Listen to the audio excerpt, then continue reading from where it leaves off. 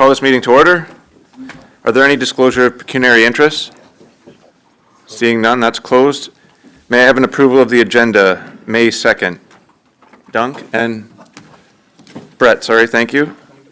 All in favor? That's carried. Do you want it to be more formal? No, it's fine.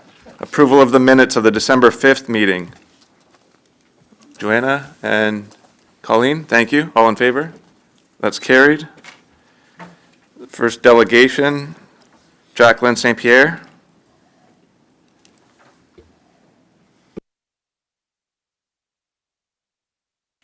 Thank you, sir.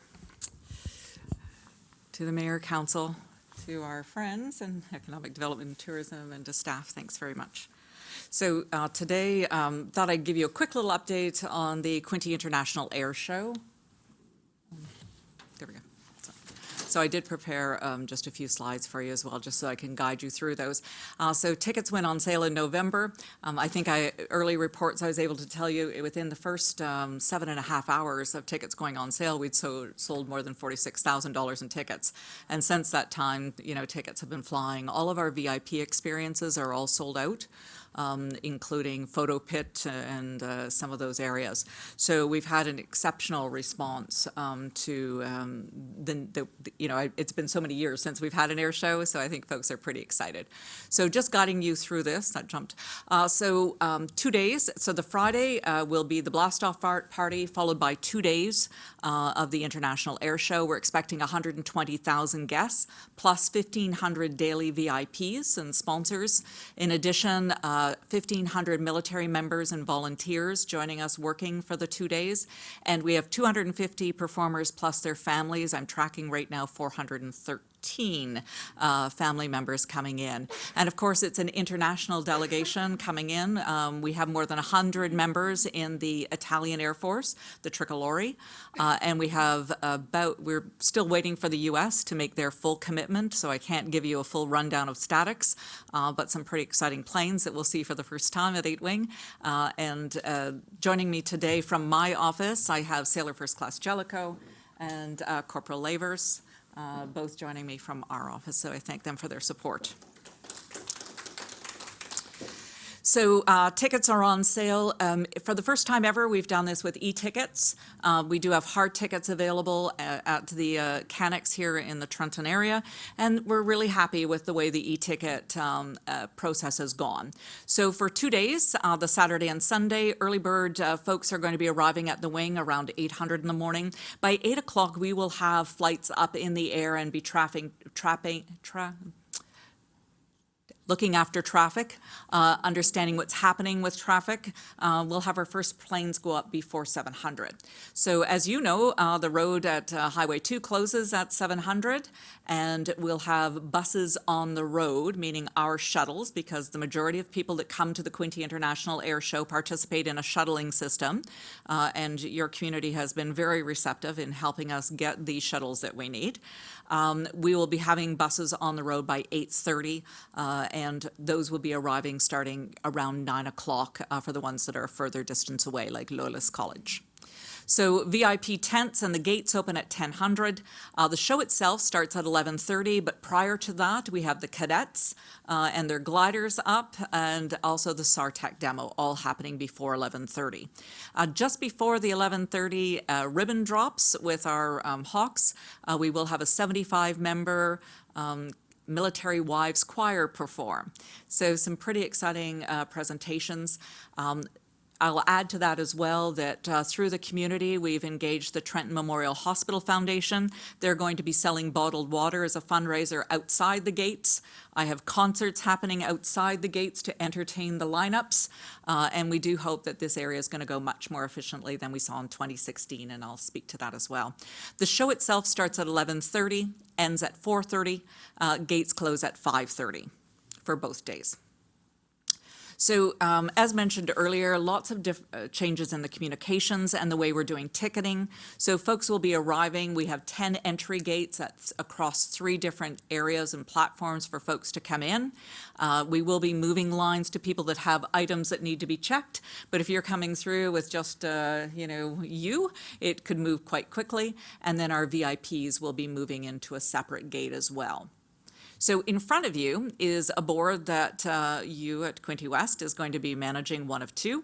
So this is a board, and you can simply see that the panel, with the two jets, so the tutors, and the one in the middle stand at the front, and the third panel, panel number 3, is a wing, and this stands on a very steady base that was built at the wing, and those little black windows of the tutor jet that look like they're maybe exaggerated a bit, those are now cut out where children can poke their heads through it, and this is an interactive board so that children can take their pictures, and we can get some of these out on social media with our QR code there to help people quickly get to the ticketing spot. We thank all of our sponsors onto the side, and these boards will be in your community for the month leading up to the air show and then at the air show. So they're interactive experiential boards. So talking a little bit about the blast-off party, we're pretty excited to welcome 650 guests to the wing on the Friday evening. Those guests are made up of 250 performers. The wing commander's list of 200, which does include delegations from outside of 8 Wing, and then the remainder of that is our sponsors. So we've done exceptionally well with sponsors, and we welcome you as our sponsors as well, and so many of our sponsors in the room, to the air show on the Friday night. So for the air show on the Friday night, it's a blast-off party with the doors opening at 7 o'clock. We have the RCF 8 Wing concert band starting at 7. It will be in the airfield because, of course, we need a large space for 650 people. We have appetizers inside and out. The wing commander will speak at 8 o'clock, officially opening the evening, followed by the Commodores, 17-piece big band sound, great history with the RCF, followed by the drone show. So if you can't make it to Ottawa this weekend, the RCF drone show will come to 8 Wing, CFB Trenton, and we'll be doing that at 9:30, followed by the Lonely Hearts Band at 9:45. In addition, the VIP experience, our tents will open at 10 o'clock. For all of our VIP guests, we will have parking on the north side. E-passes for parking and e-tickets will be going out the first week of June. At the e-ticket locations, you'll have a barcode, you'll be proceeding to parking lots, and then our VIP guests, the majority will be going either through the East Gate or the PAX terminal. So we are doing catering with coffee breaks and lunch within the VIP spaces, water, and we have a host bar. So we have taken great care in looking at this catering opportunity to make sure that we are working with all weekend companies right here in Quinte West, and especially ones that may see hardship during an air show where their traffic may change on that Friday, Saturday, Sunday. So parking and shuttle, the full plan will be released this week. As soon as I go home, I'll release the starting of it on our website. Our app will be live, I'm hoping, by this weekend. Most of the shuttles will start by 9 o'clock, as said, at 8:30 in the Belleville area, starting from Loyalist College. There's limited parking on the wing. We have expanded that, but we will still be relying on shuttles to get the majority of our guests there.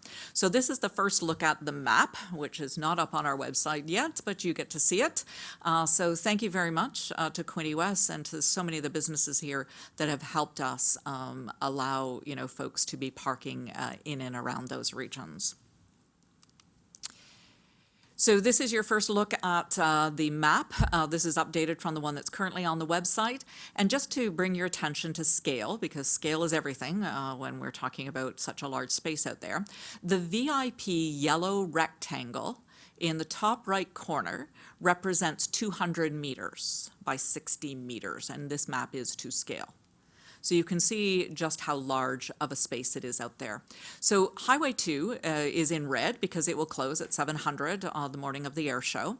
You'll notice that there are parking opportunities for folks on the south side of the wing, the water side. You can see in there where the VIP and accessible parking are, as well as bike racks. We certainly are promoting for people. Maybe you park at a parking lot and then you cycle into the base. And this is a great opportunity to lock up your bike and be on your way very quickly. So you can sort of see the area where it says main gate, east gate just to the 2 o'clock of that. So that it would be if like you're coming into 8-Wing Trenton and you are going straight in, that's 10 hangars straight ahead. That's the newest building we have there. You'll see that's where the one gate is. And then to the left of it, you'll see Center Gate and West Gate.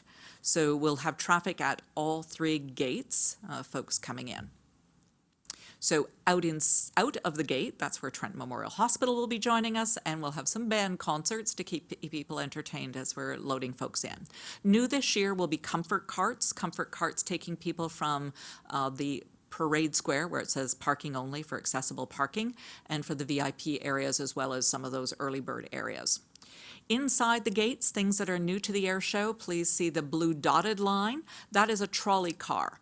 So we have trolleys going around on that route, as well as we have about 6 different types of trolleys that will be moving around on that route to help people get from east to west. It's one of the concerns that have come up before, and this is also why it's so important that we don't have vehicular traffic moving after 800 on Saturday and Sunday. So your VIPs will be parking in the yellow VIP area that's marked to the far east of the map. Hopefully you can see on yours, for those sitting in front of me, you know, east would be this way for you, right? This way for you. Sorry, I can't see yours, but hopefully you can see the VIP area there. So that's where you're parking. That's the PAX terminal. The STEM area is interactive. We have more than 6 simulators coming in, so a great opportunity to present not only careers in the forces, but also jobs that hire STEM graduates in the area. Inside hangar number 6, where you see that little dollar sign, that's where a lot of the booths will be. And the other area I just want to draw your attention to is on the far left of the ramp where it says Vintage Hot Ramp. This is where we'll have our heritage aircraft. They'll be on right on the runway, and because we call it a hot runway, because those aircraft are going to take off right from there. So they will go down the taxiway, that's Papa. It was not here for the 2618 air show. They'll go down Papa, make the turn at Alpa, which is the very last joining link onto that ramp, and make the turn and go off of the main runway. Of course, planes at 8-Wing CFP Trenton take off from east to west into the wind. So you'll also notice right in front of the VIP tents are the CF-18, the F-16 Viper, and the Snowbirds. They will stage right there where you see them and be taking off right from that area. So pretty exciting display. The Tricolori, being a 100-member team, do not fit on Papa, and they will be moved back to the north gate, north side to stage, and then will join in on the main runway coming across the field. So happy to answer any questions on the map. Show programs this year. We are doing this as a fundraiser for the United Way. The programs are being printed. The United Way will sell them for $10. The 8 of that $10 is theirs. And we've helped them out with a raffle. So when you buy a program for $10, you also get a raffle ticket, 2 tickets where Anywhere Air Canada flies, or there's 3 prizes in total, so another one being the opportunity to go on an Air Canada sim. It's valued at $3,000, so you get the chance to do a takeoff and landing on a simulator with Air Canada. So kind of a great prize for our aviation enthusiasts. So a great little fundraiser for the United Way. Our STEM area we're very excited about, folks joining us, including Bay of Quinte Economic Development, Trenval, and Loyalist College, and then some businesses here as well that you should be aware of, like Voyageur and Airbus, that are at 8-Wing CFB Trenton, and we will take the time to introduce them to your economic development folks, to Linda and her team, because they are in hiring mode. And those are great jobs. The Top Pilots Academy is everything we can for young families, adding this year comfort stations and quiet spaces for families, as well as some great activities. There's a good look at one of the trolley carts that we have coming. We're doing an autograph tent with our performers and also Pilots at the Wing for a chance for children to get autographs and take some great pictures as great mementos. And our merchandise has arrived. So these are great posters. So that set of 3 posters are all 3 of them for $5, which I think is a fabulous price. The yellow sunset is the Lancaster. In the middle is the Tudor Jets. And yes, that's the F-35. And I think that's it for my presentation, but I'm here to answer any of your questions. I'll work this way first. Any questions? Dunk? The boards, you said they're going to be out prior to. How early and where? So we're having them Library ready. So stuff? actually, I could turn that question over to Rebecca Collier, if you don't mind, ma'am. Thank you. Through the chair to Councillor Armstrong. Thank you. I've been working with Jackie and her team, so we will take receipt of our board next week. It will be on display next Saturday, May 11th, at the Wellness Expo that's here in City Hall, accompanied by the 2 pop-up banners and the EIB that's on the TV here already promoting the air show. And then we'll be taking the board over to the pop-ups. So when the pop-ups open at the end of May, it'll be on continuous display there. We do have a few other events between the end of May and the end of June when when the board will return to Jackie's team to be on display at the air show, including Riverfest in Frankfurt and a movie night in Ottawa in June. Thank you. Yeah, Sally? Thank you, Mr. Chair. I thank you very much for the presentation. It really kind of brings it to life. And having been on council for quite some time, I have already been to a couple of air shows. And I keep thinking you can't do it better, but I see this one is better and better than ever. So congratulations, and an amazing amount of work had to have gone into this, and it's going to be a very exciting time for this entire area. So thank you all. Thank you. Joanna? Yeah, I have to say the same thing. I thought that was really, really good, and I'm very excited. We are a sponsor, so I'm very excited. Will there be enough parking for the VIPs, or do we have to look for getting a shuttle? No, there's 551 spots for VIPs. Obviously, what we have to do is, we don't know if you're coming 2 in a car or 6 in a car. So my metrics is all designed on 2 in a car. And with sponsors and the Wing Commanders list, there is 551 spaces available. So I think I'm in good shape there. Good. Thank you. Mr. Mayor? Yeah, thank you very much. Yes, I've been involved in air shows, and comments are the same. You've done a fantastic job in your preparation and organization and so on. So Big team, sir. the only thing we ask is that Mother Nature is kind to us, and we Yeah. have I booked great that sun. already. And Yes, I have Yeah. that booked. It's true. again, we all of us here are very proud to be a member of a city with a military base in our city, and I really appreciate the work you do on, not just on the air show, but on a regular basis. And I know when I see an airplane, I know it's going someplace to help people in other parts of the world have a better life. So, again, thanks to everybody, and yes, let's just say a few prayers, and Mother Nature will be all good to us, and we'll enjoy. We're looking for some good weather this Sunday, by the way, as well. So we're having the RCF run this Sunday. So shocked, we are over 500 now registered for the RCF run. Last year we did it with 192 people, and we thought moving it to a Sunday may be detrimental. But we moved it to a Sunday so that families could have the opportunity, and this is for one of the few times we've ever done this, we're running the runway. So we're closing down the runway on Sunday, so no planes flying, and we will have 500 members registered to run. They're running a half marathon, a 3K, 5K, 10K, and we'll be using the runway for start and finish line, so pretty darn exciting. Yeah. And you're welcome to come out. We've got food trucks, and even if you don't want to run, you can pretend, tell your friends you ran or attended, but we invite you over to 8-Wing as well. It's starting off from Hangar 1, so that's the brand new hangar at the end of, like, if coming in off of the north side, if you're able to drop by. Thank you. Dunk? Is there a cap on the number of people that can go in on a daily basis? 50? 60,000. 60,000. Okay. And that is a plus, so 60,000 plus our 1,500 Right. VIPs daily. Okay. So we have, like, for instance, 500 pilots from the ALPA coming on a daily basis. So 500 Saturday, 500 Sunday coming. So you've been doing online, so how close are they to the 60,000 right now? So we are, when we look at advanced ticket sales, all of the photo pit, the early bird, the VIP experiences, they're all sold out. And to be honest, the VIPs sold out the first week of January, so they were all gone.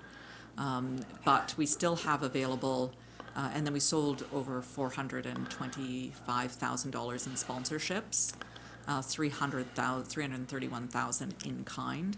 So doing extremely well in that area. When we talk about ticket sales, we have more tickets available for Sunday than we do Saturday. For Saturday, right now, I think we have about 10,000 remaining. Should pass that out to the community very fast. It's going out, you know. Yeah. And then the Sunday, we have more. We're at, I believe, 30,000 on Sunday. Would like to see a sellout. Zach? Thank you, Mr. Chair. Yeah, I wanted to thank you for the presentation. It sounds like you've addressed pretty much every single complaint of large scale, like the quiet zones, transportation, family-friendly, entertainment during the lineups, refreshment availability. The marketing materials are great. Yeah, I think it's going to be a wonderful success. And I had a couple of kind of silly, non-related questions, but you mentioned Italian and U.S. Pilots and planes. What is the process of who gets invited in terms of other nations and kind of what you'd like them to bring and how many? And then my second question was, how long are operations affected at the base, kind of regular operations? Thank you. So we will build camp starting on Wednesday evening. So Lieutenant Colonel Cam has given us the opportunity to close the runway at Wednesday evening.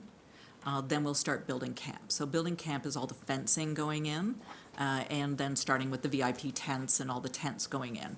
Now, we will be doing VIP and sponsorship media flights on Thursday, so we will be opening up the main runway and using Papa, the taxiway, for portions of the day, so that will be scheduled. The operations will return the runway to Lieutenant Colonel Cam at 1100 on July 2nd. So we will close down operations. No flights, unless they're emergency flights, will be going out Friday, Saturday, Sunday, and Monday is a holiday. So we didn't have a lot planned for the Monday, July 1. So it's a good question. We are going to do an interruption of services. We will have runway space still open to receive any emergency flights at the discretion of Lieutenant Colonel Cam. We will be, a lot of our sponsors and our attendees, you know, that have spaces within there, we want to be able to have them clean up on the Tuesday so that they don't incur extra cost of people coming in on a holiday Monday, because we have lots of great places in Quinte West for them to be on Monday. So we will do that on the other area. I think I answered all your questions, Councillor. I was actually hired at 8 Wing as an outcome of the 2016 air show. So I joined them after that, yes, to take that report in. Just as a supplemental, how do you decide which other, aircraft. that are invited? So that is actually done, we started that process last August, and it's an RCF 100, sorry, it wasn't RCF, it was RCF looked at announcing that we were doing an air show, and so we put the call out to see who would be able to join us. So letters of engagement went out through the wing commander to various air forces to look at joining us. Then the decision's made, that, because you understand when you look at the lineup, some of them are public. They're not all international air forces. We have public as well. So then there is an opportunity for them to put in RFPs to look at us to be on the static display ramps or part of the show. So that selection process. The other piece is the technical director, which is Kevin Tromp, former lieutenant colonel at the wing. He then designed the show. And we really wanted to do some special things with the RCF 100. And you'll notice in the lineup there is an amazing display on the Heritage flight craft. So in the Heritage, I might forget something, so forgive me. We have a B-25 Mitchell. We have 2 Spitfires, 2 Hurricanes, a Mustang. The DAC was in it, but it can't keep up, so it's been pulled. And the Lancaster. So they will be, and that's why the public will not be coming this time to the rehearsal, because these are the first time this group has flown together, and they're different pilots from different organizations, and that will give us the time to practice with them prior to. Through social media that we will release in case people want to look over the fence or for some great places like Bain Park to see some of those opportunities. But thank you. Just to follow up on Joanna's question, if Highway 2 is closed, how will they access the VIP? Are they coming from Bayside? So if you are a VIP, in your joining instructions that go out with your parking pass, we'll be instructing people that they either have to come down White's Road. They do have to approach into the VIP area from the Bayside side. Okay. That is correct. Okay, thank you. The mayor had, Just want to recognize the 100th anniversary pins that were given out, and you. and also the fact that our Golden Hawks all this year wore blue in support of the military and the anniversary, and all the good people that do the work. And I also want to thank city staff, because city staff, I know Inspector Reeve and Chief Whalen and Director Angelo have all been a big part of the planning process, and they keep telling me it's all going well, so thank In you. closing, thank you to the mayor and to council and to staff. They've been doing a remarkable job coming to and sitting through our logistics meetings, which is a different process altogether. before we let you go, does anyone from Resource have any questions for Jacqueline? No.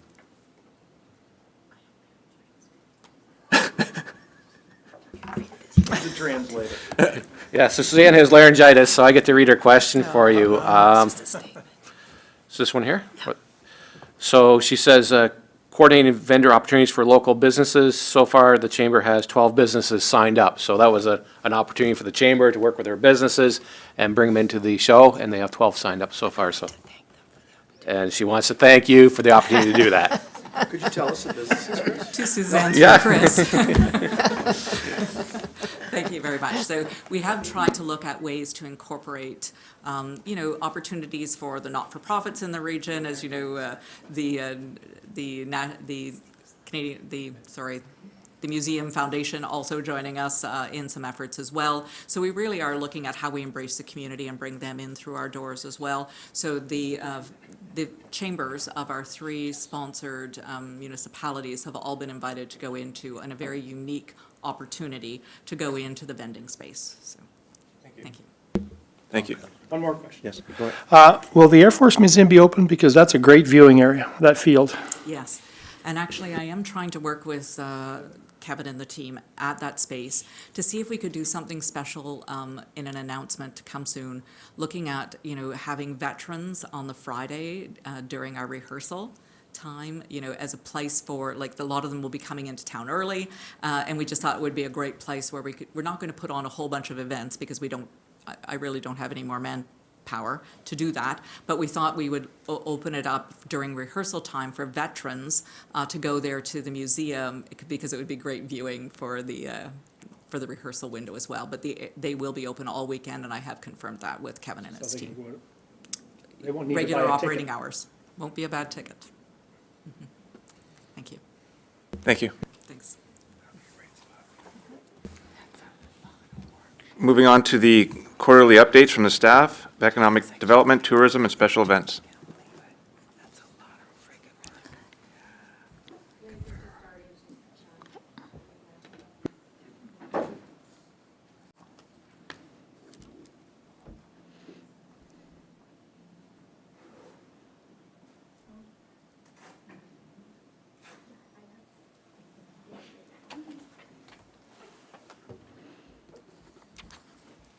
Thank you. So just starting off with our Economic Development, Tourism, and Special Events Advisory Committee update. Starting off with the Working Quinte Career Fair. The Working Quinte Career Fair, hosted in partnership with the City of Belleville, was held April 24th at the Quinte Sports and Wellness Center. We had over 60 registered employers and employment agencies present, looking to hire for over 500 positions. And there were a total of 838 job seekers in attendance, which is significantly higher than we typically see. It was great to see so many job seekers out and being able to connect them with those employers. The Economic Development team is currently planning for the next Working Quinte Career Fair, which will take place in the fall. And we're very grateful to have the partnership of QEDC helping us promote this event, as well as Bay of Quinte, who has supplied us with the new Working Quinte branding. In regards to the Front Street Farmers Market, the market open date will be Saturday, May 18th, which is Victoria Day weekend. The schedule has been updated this year to only have Saturdays from 9 a.m. to 2 p.m., which has been updated from our previous schedule of Wednesday and Saturday from 8 to 1. So we're currently making these changes and making sure that we're promoting this widely to the community. The communications plan for the market is utilizing various different marketing strategies to communicate this change, as well as to promote some of the new programming at the market. Some of which includes live music, various kids activities, and we will be having hands-on exotics for one of our markets. So we're looking for different opportunities to really engage the community and make it a fun, family-friendly activity and engage young families and their children. The vendor orientation was held this week on April 30th, and the market is currently moving forward with 27 vendors, but the farmers market vendor application does remain open throughout the season. So if anyone has friends or colleagues that are interested, we will keep that intake open should they wish to participate.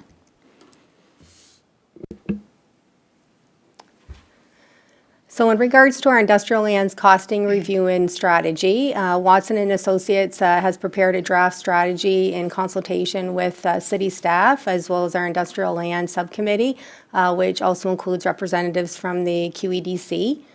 The draft report was presented to the industrial land subcommittee on April 29th for their review and feedback.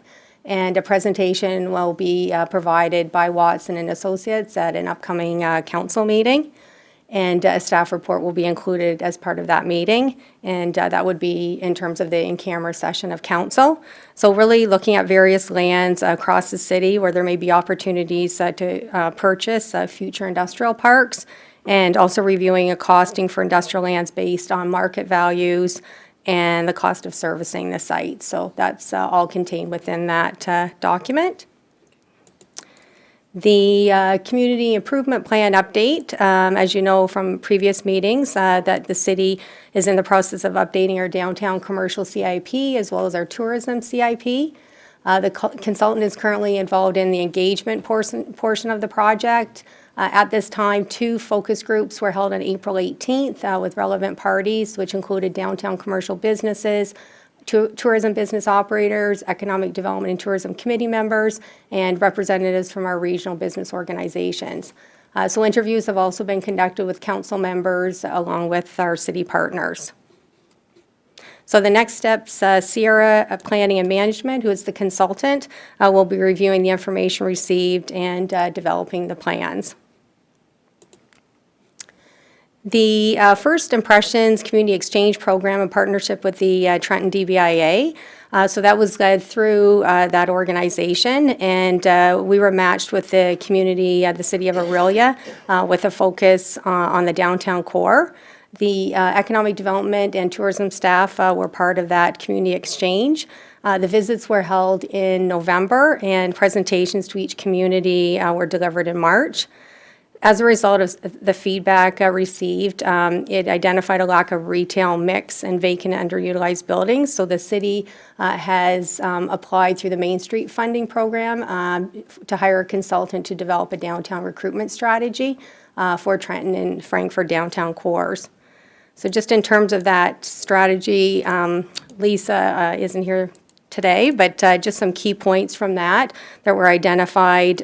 So for the downtown, they had identified it was quaint, very clean downtown, surrounded by water, a variety of parking options. Holiday decor was impressive as they were here during that time. Nice streetscaping, lots of seating areas around the water. Parks were clean, helpful wayfinding signage. Friendly businesses, the businesses they visited. They liked the Pride crosswalks and flags on business windows and public art. And some of the areas identified for improvement, they didn't see restaurants and bars that could provide nightlife in the downtown. A retail mix could be improved, opportunity to improve vacant underutilized buildings, which is, as I mentioned, we referenced this report in our funding application. And also increasing business hours, and more public art could be added. So those are some of the areas identified. And Bay of Quinte was also part of that team that visited Aurelia and was involved in the meetings and the presentations back to Aurelia. So just in terms of, and Lisa may have more information at a future meeting in regards to that program, as they were the lead. So in terms of art and looking for more art, our next installation of the art on the Trent, the next exhibit is Centennial Celebration, your Air Force at Trenton. So that launched the first week of April to coincide with the 100th anniversary of the Royal Canadian Air Force. Photos show the evolution of CFB 8-Wing Trenton from farmland to the present day. The exhibit is in partnership with the National Air Force Museum of Canada, and the frames can be found in the Frankfurt Tourist Park, Riverfront Square, and Centennial Park within the pop-ups footprint. And another area focusing on arts and culture, the city has partnered with These Four Walls Gallery and Community Living Quinte West for the first ever Kids Inclusion Art Show, which is planned for June 2024. These four walls will be filled with 12 by 12 art from children from schools within Quinte West. Classes from JK to grade 12 will be given the opportunity to participate, and their art will be showcased for the month of June. And the students will be provided with the materials to create their own artworks. A lot of those materials aren't provided within the schools now with limited budgets. So each school will be able to provide 30 pieces of artwork for a total of 530 pieces. Some community partners have come on board to support the project, and the city will be using the artwork from this collection as part of a future installation of the art on the Trent. So a fun project in partnership with the school boards and the schools and our community partners. And Jen is going to speak to the pop-ups. Hello, everyone. We have our Quinte West Pop-Ups 2024 starting very soon at the end of this month. So we're going to launch May 31st. And for the first month, we're just going to go from Fridays to Sundays. And then following that, for July and August, we'll be going from Thursday to Sunday and include all of the holiday Mondays in there. And the hours will be 11 to 7 p.m.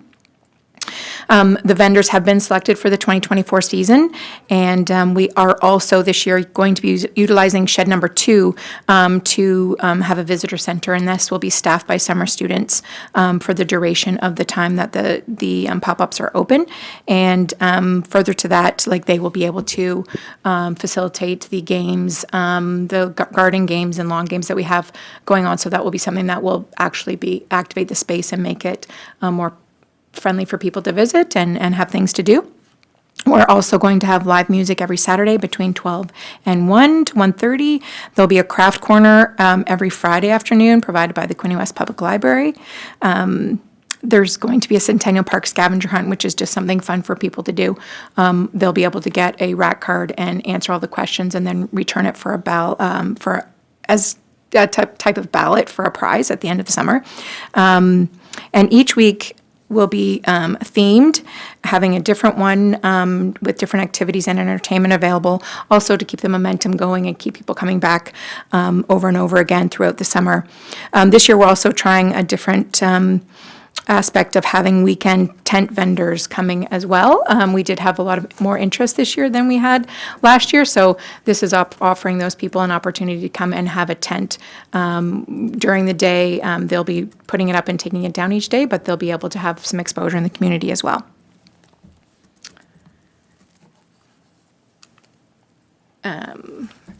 Staff also attended the Quinte Sportsman Boat and RV Show at the Sports and Wellness Center in Belleville.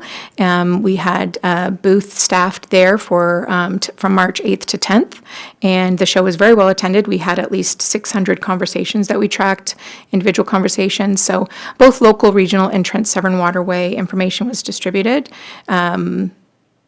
Yeah, the show was very well attended, and people came from quite far and wide to attend the show. We find it quite a good show for that.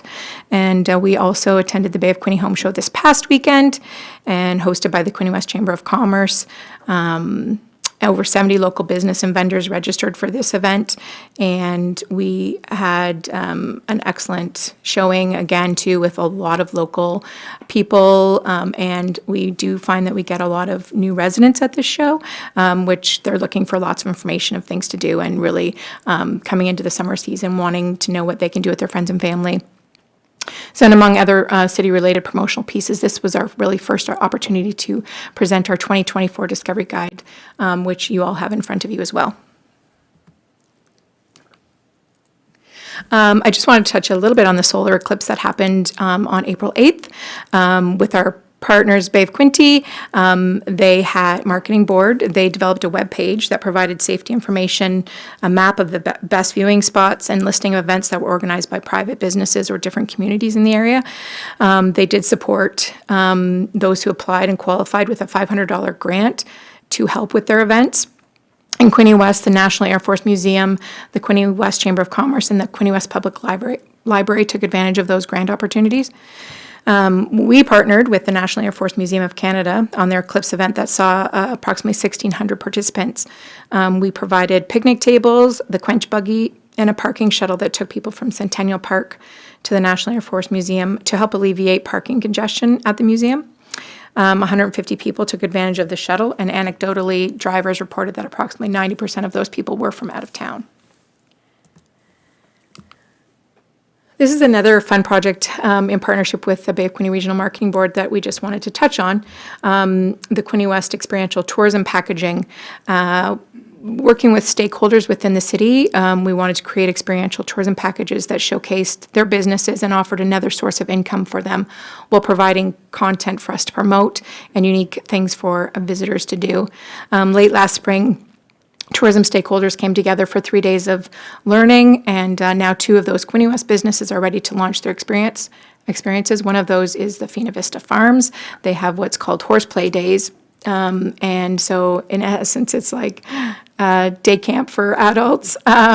They talked a lot about horses having a lot of emotions and really understanding how you can read those emotions. And that's kind of the basis for this, this experience, because you get to spend some time with the horse and really learn about them, and then go and take them around by lead and kind of get to know them a little bit better that way.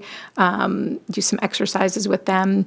You do have lunch, you come back, you mount the horse, you do the same exercises, but then you also have an opportunity to go on a trail ride through the hills, the rolling hills of Oak Lake. That's one experience. And then another experience we just test piloted last week was a lot of fun. It was at Brambleberry Farm and called Let's Get Growing. And Elaine, who is a second-generation farmer there, is kind of spearheading this. And she has questions like, where does my food come from? How is it grown? Is climate change real? Do you ever wish you knew what living on a farm is like? She really wants you to delve into her kind of life and get to know what it's like being a second-generation farmer and creating a legacy for future generations that will, hopefully her children, who will take over the farm after her. So this 3-hour adventure, you can see kind of in one of the pictures, we planted a little mini garden with strawberries or herbs. We ended up making tea sachets out of fresh herbs that she had grown in her garden. In the bottom picture, you can see there's a fireplace here. We ended up making from a recipe and cooking bannock over the open flame. And we also learned about the pH of blueberries and what makes them grow. So it was all very informative. We had a really lovely lunch and a really good time. So this is one of the experiences that will be offered and that you can book through the website for her to facilitate. So I'm going to pass it over to, one more slide, sorry about that. We have mentioned it already, but the Quinte West Discovery Guide, and again, you have that in front of you. But during World Tourism Week from April 15th to 20th, we did launch the Discovery Guide. Visitors and residents can use this guide to discover the best places to eat, participate in local events, discover the city's cultural connections, explore seasonal activities, and more. The Discovery Guide will be available here at City Hall, Trentport Marina, Chamber, accommodation providers, and will be distributed to all visitor centers across the province.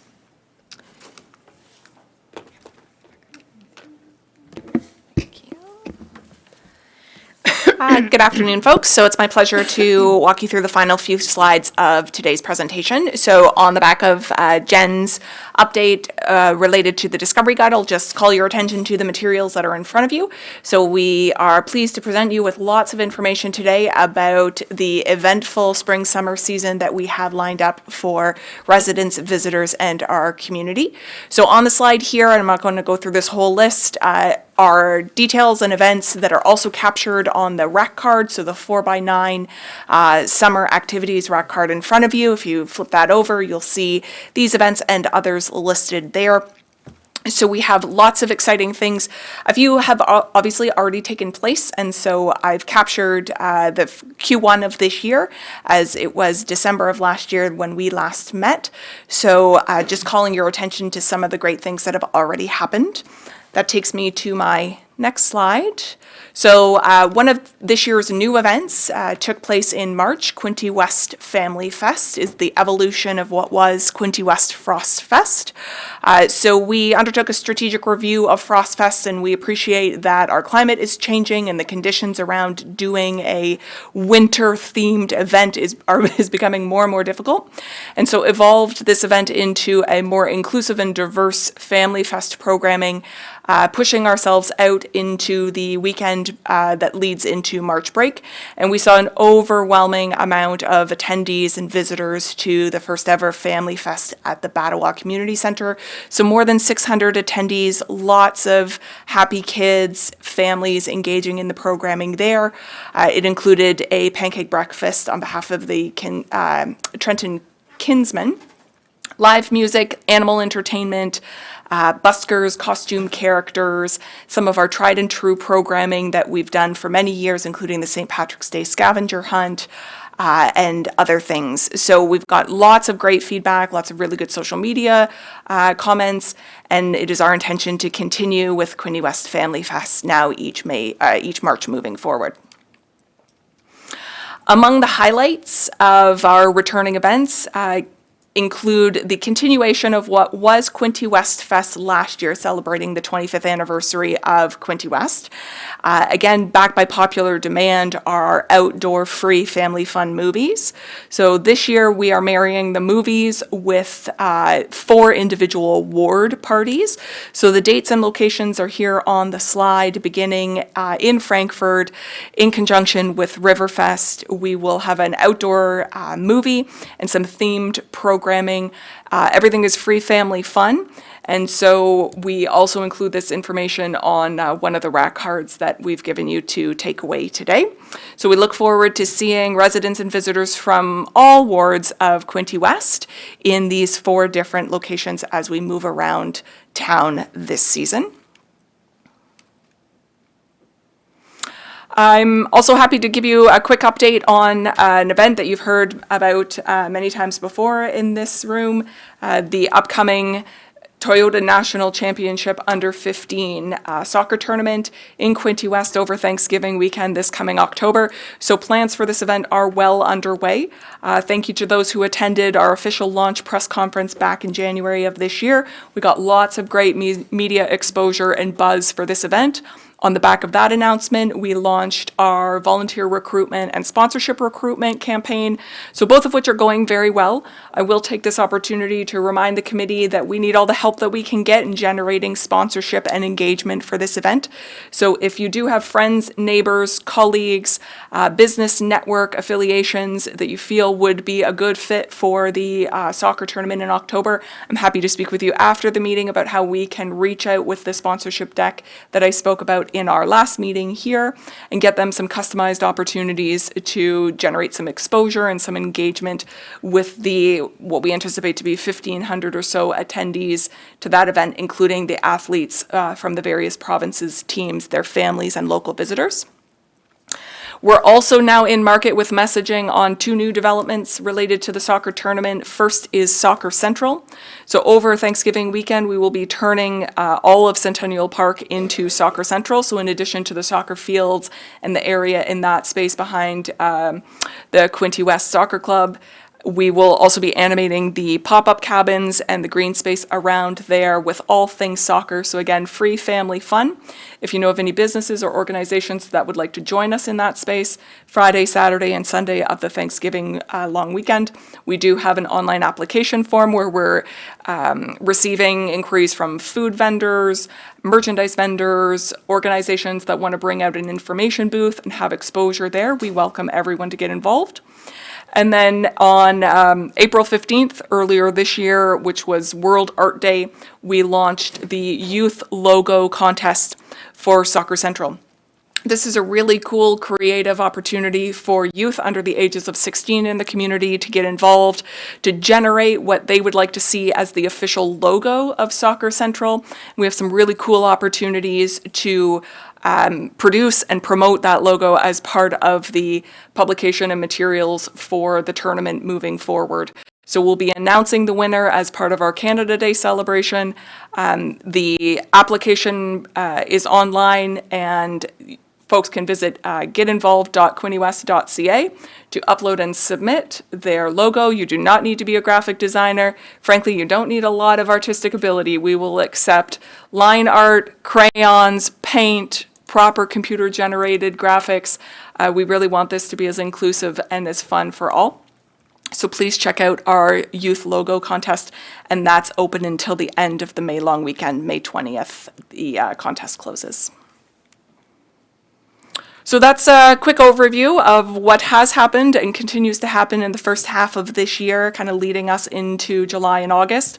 I wanted to provide just some kind of key performance metrics because as part of my presentation last year, we looked at not only the upcoming number of events that our team produce and support in the community, but now this year we have the opportunity to kind of benchmark against those numbers. So I'm pleased to say that we're on track, and in many cases we are welcoming more events and activities to our community, which is always a great thing. One caveat to some of the numbers that are just marginally lower than where they were last year as we enter into May now, we do see a pretty reasonable turnaround on events coming to us within 30 days. So I definitely expect both our May and our June numbers to exceed what they were in 2023 as well. And I look forward to reporting back on Q2 and Q3 event numbers as part of our next presentation to this committee.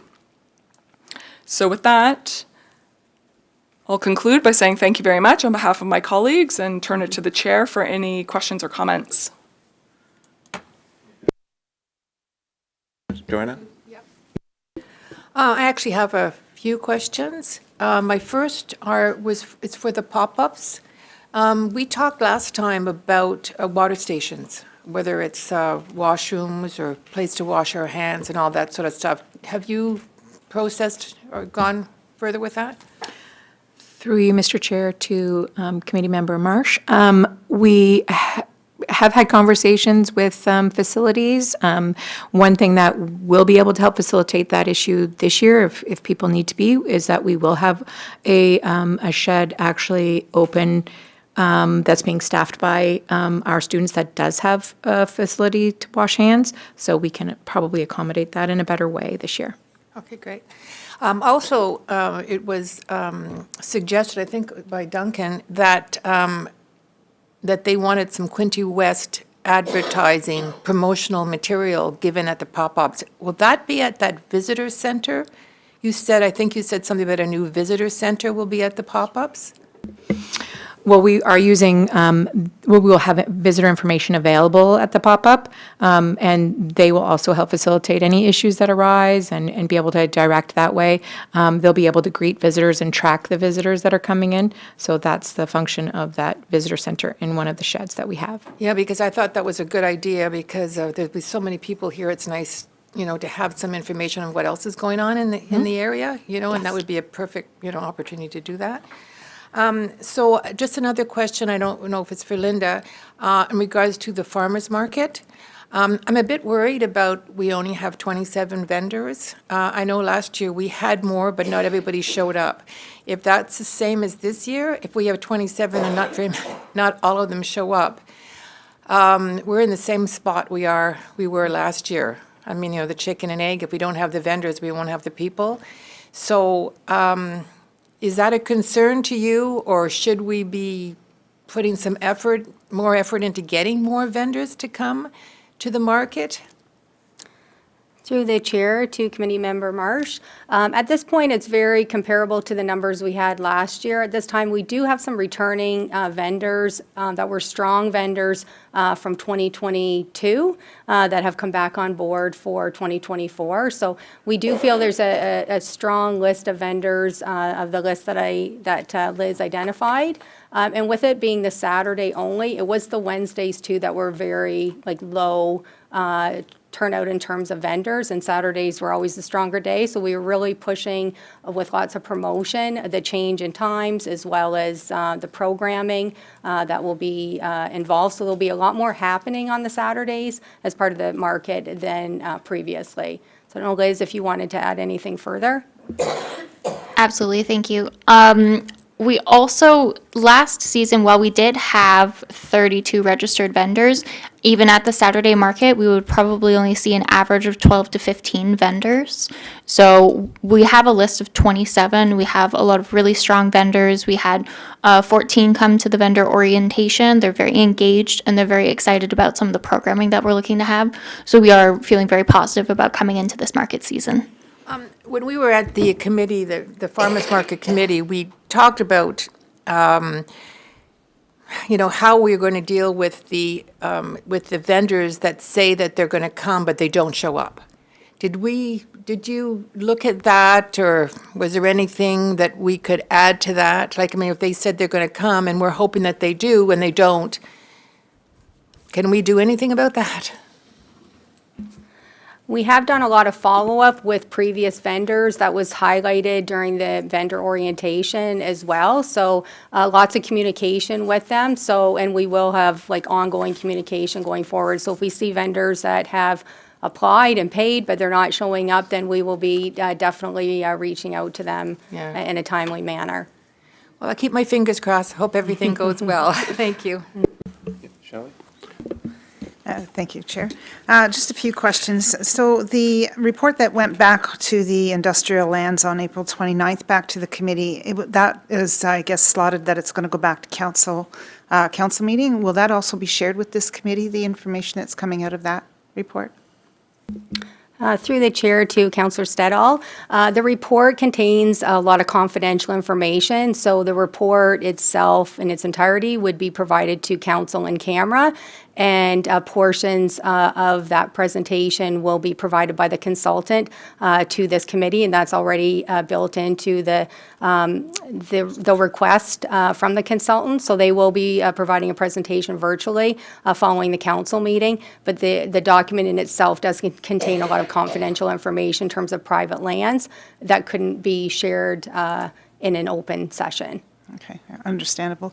A question on the CIP. Sierra is working on developing the plans. I'm just wondering, I didn't hear a deadline for that. Is there a timeline that will be completed and presented back? Through the chair to Councillor Stedall. Yes, it will be completed by August 1st. We have received RED funding for that program of 50%, so we have to meet that specific deadline for the requirements of the funding. Okay, thank you.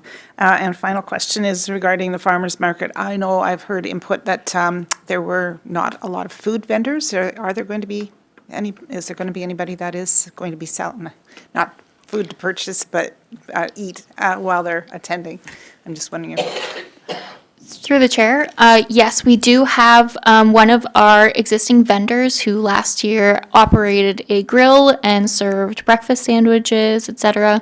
It was very popular, and they have some in application to return this year doing the same thing. Excellent. Thank you very much. Mayor? Yeah, I share the same concerns with respect to the farmers market. Every year it seems to be that we have people selling something, not necessarily what they produce or what they grow. And when you think of farmers market, you think of people being there selling what they grow, and that's the issue. And the problem is, it's very real that it's very difficult for a person to compete with what you can buy at Metro or Independent in terms of vegetables, carrots, onions, and whether it be a head of lettuce or a head of cabbage or whatever. That's your problem. And for a farmer, and anybody that's producing for a farmer's market is working hard, working really hard. Number one is to grow it. Number two is to pick it and make sure you're prepared to go to the market on Saturday. So you've got to work all day Saturday, all day Friday to get ready to go for Saturday, and you're doing your best to keep it fresh so that you've got a quality product to sell. And yes, we have to do whatever we can do to encourage people to come here and, support them every way possible, whether it be, simple thing like a washroom. And we do have one there, keep it clean, somebody has to, and make the whole system as attractive as possible. We've added places for tents, but we've got to do what we can do to encourage people to come with a product that others want to purchase and at a price that's, I guess you'd say comparable, but if you can't make $1 coming to the market, why come? And that's what you're faced with. That's what people are faced with. But we have to do our best and try to encourage more to come with a good product. And I wasn't involved in. You did have an orientation here this week, and I wasn't involved in it, so I don't know the list of people who came and what they portrayed to be producing and selling. So. But that's my concern, and we have to keep working on it. We built that farmer's market many years ago with the intention of being proactive and prepared. So let's keep on it, because I think it's a valued asset for us. Thank you, Mr. Chair. Yes, Rosie? Yeah, I just wanted to provide comment about the Quinte West and Belleville Career Fair. I've attended many times, but this was the first time I attended as a job seeker and not as a booth or as a chamber member, and it was incredible. Yes, 836 people. I firmly believe it, because when I got there at 2 o'clock, I was lined up all the way down to CAA Arena in the lineup to get in. The intake process was great. The fact that you were able to collect some stats about where the people were coming from and what they were looking for. The only suggestion I might have, and I'm sure it's due to logistics and such, is I went in pretty pumped thinking, okay, there's 60 employers here. I didn't read the fine print that it's 60 employers and employee agencies. So really there wasn't 60 employers. Walked in with 25 resumes, maybe gave out 5. Nobody was doing interviews on site that I saw, but a map would be helpful because it was so busy. I was there for 2 hours and literally did the circuit twice and still kept seeing things because there was so many people and so many people at booths that you couldn't even see what the booth was. But yeah, great opportunity and great work by staff. And I just wondered, is there any follow-up that's done with the employers as to how many people they engaged with or how many resumes they collected, how many people they employed from the career fair? Just because I was also surrounded by a lot of people that were very frustrated and feeling like there wasn't jobs available. I got to overhear a lot of things that I didn't normally hear as being on the other side of the table. Through the chair to Committee Member Roulette. Yes, a survey is sent out to all the employers that were there, and those questions are asked in regards to the survey, and we keep in contact with them to find out how many jobs were secured and the results of the impact for them and jobs that they were able to hire for during that time. So yes, a map, we can look at definitely that suggestion. There'll be a debrief that's scheduled, I think, within the next couple of weeks with the City of Belleville team, the Bay of Quinte Regional Marketing Board team as well, and we can look at that for sure. A lot of the employment service providers, like they are sponsors, which is a huge impact for us in terms of providing those dollars for the event. But they also have jobs, so some of the employers that aren't there, they do have jobs and they're representing those businesses with those jobs. So yes, they're employment service providers. They provide advice in terms of interviews and those kinds of things, but they also do have jobs available that the employers aren't necessarily there as well. So it's good to connect with them as well. Okay, Irene, I see your hand's up, but you'll have to turn on your camera. Oh, okay. Just a sec. There we go. All right, so thanks very much for doing all this hard work. It's great to see the community growing. Just a couple of things. We did have, or we had a consultant working on the market, the farmer's market again. I don't know if I missed a meeting, but did we ever get any results back on what the findings were, what we could do, and have we taken the findings and have we implemented anything? Through the chair, yes, we did receive a report back from the consultant, and it came to the Farmers Market Subcommittee, and that did help to inform some of the scheduling changes, as well as some of the communication that we have directly with the vendors about how to better engage the visitors down at the market with activities such as sampling, but some of that feedback did come directly from the consultant. Okay, so are we sampling this year? Through the chair, this is something that we always encourage with our food vendors, and just with respect to the comments earlier in regards to how many growers we do have at the market.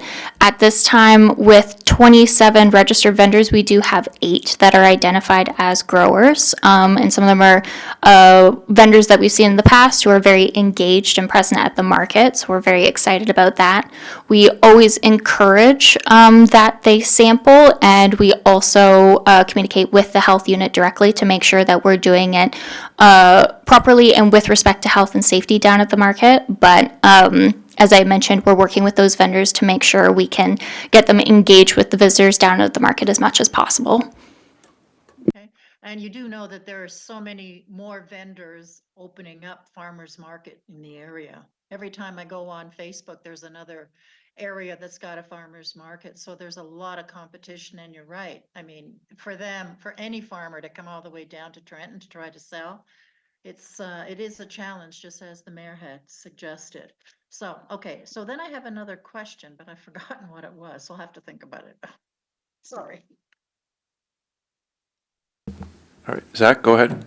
Thank you, Mr. Chair, and through you, there's been a lot of discussion about the market, and I did speak with Linda before the meeting, who suggested for members of the subcommittee working group that possibly another meeting would be in order at some point, middle part of the summer or later on in the summer. But I think that we definitely should continue the conversation. I know that it's one of many portfolios city staff has to work on, and with the potential governance changes that we had kind of discussed as a group last time, I wouldn't expect kind of a reinvention of the wheel, but I think that some of these things that Elizabeth was speaking to kind of highlights some of the challenges in terms of, suggesting that there be samples, not actually, being able to, enforce things like that, or reject vendors who don't want to sample, and kind of getting into that, it gets obviously pretty difficult, but there definitely are more and more markets opening that are providing more competition. So it's definitely need to get it firing on all cylinders, so to speak. And anyway, I look forward to the next subcommittee meeting and kind of getting an update, and hopefully the those higher 14 vendors turning out for the introduction session. I'm hoping that everyone comes week to week and it's a good season. So thanks. Yes, Joanna. I'm just going to follow up on what Zach said. I agree with him too. I think we should have a subcommittee for the market as well. I'd like to see that more sooner than later, I think, or I don't mean like tomorrow, but anyway, my last final comment, I went to the home show, and I have some good news and some bad news.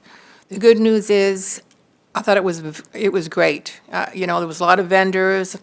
The bad news is it's going to cost us a lot of money. You have no idea how many cards I picked up and how much work we're planning on doing because of the damn home show. But anyway, it was very good, actually, very good. Just for clarification, we do have a subcommittee for the farmers market. We have met. Yeah, okay. Zach was just suggesting. Yes, so, sorry, I misunderstood your wording. I thought you said we should get one, but you were just in agreement of another meeting. Okay, thank you. Okay, we'll move on then for the staff report 24006. Jennifer, go ahead, please, about the giant Muskoka chairs. Thank you, Mr. Chair. At the last Economic Development, Tourism, and Special Events Advisory Committee meeting, staff were requested to explore purchasing a giant Muskoka and/or Adirondack chair, the design options, and to provide ideas for possible locations. So this report serves as a follow-up to that request, and it's recommended for this to be received for information. We have identified some factors of safety and accessibility, the most notable being that while someone in a wheelchair does not need to sit in the chair, they need to be able to access the area and pull up to the chair so that they could take their photo with it, et cetera. So it does need to be located on a hard surface. From a staffing perspective, the chair will also need to be inspected regularly for vandalism, be kept clean from debris and cobwebs, and we'll need to store it for winter. So there is some staff components in terms of the costing for the chair as well. We did identify 2 locations should the project be pursued. These potential locations are Riverfront Square on the stage at the south end near the bridge, and at the Quinte West Pop-Ups in Centennial Park on one of the food truck pads. Both of these sites are considered accessible as they currently have a path and hard surface that the chair can be anchored to. Both locations have security cameras, and also they have a significant amount of foot traffic. Based on some research that we did, we anticipate the cost for the project to be between $2,000 and $6,000, depending on the size and the material of the chair, the requirements for the installation, delivery, and any design and branding costs that we do with the chair. There's a potential sponsor, however, which could offset this cost by $2,000. Currently, this project has not been allocated in the city's tourism budget as an approved project, but if the committee recommends that we pursue this, the cost potentially could be funded through the municipal accommodation tax. Should the project move forward, staff would be required to consult with the city's accessibility advisory committee, as the chair would be intended for public use. So that would be the next step that we'll need to do should the committee decide to pursue this. I do have a recommendation that this report be accepted as information, and so at this time I would like to recommend that it does be accepted. Okay. Mover and a seconder? Just for information, do we still need a mover and a seconder? I'm not likely? Yes. We do? Just for information? Okay. Okay. All right, Joanna? Yeah. And Dunk, thank you. So it's on the floor. Anyone have any comments or questions? Dunk? Was the marina considered, was the historical building considered, the clock tower considered as sites for something like that?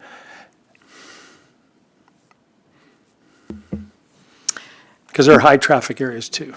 Yes, no to the old town, or Trenton Town Hall. That area, if we do decide to develop it, there really isn't an accessible spot for that unless we use spaces of the parking lot. But it wasn't continued, but that's my comment to that. And the clock tower, I don't believe we have access, enough access to space around to be able to put it for any location there. The marina could be considered a location. There is a pad there already. There's a lot of things already at the marina. So that was we felt that the other places were better because they were already, activated. Was there consideration for 2? No.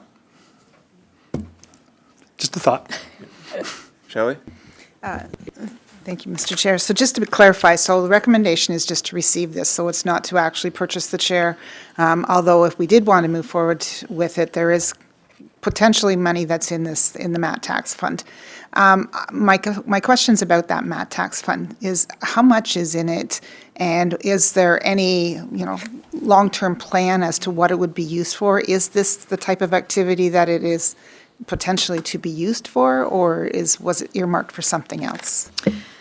The MAT tax is to be used for tourism development projects. Currently with the CIP project and the Tourism Development Fund, the CIP project that we're doing for the tourism stakeholders, a lot of that potentially could be earmarked for bigger projects that we're doing through that project.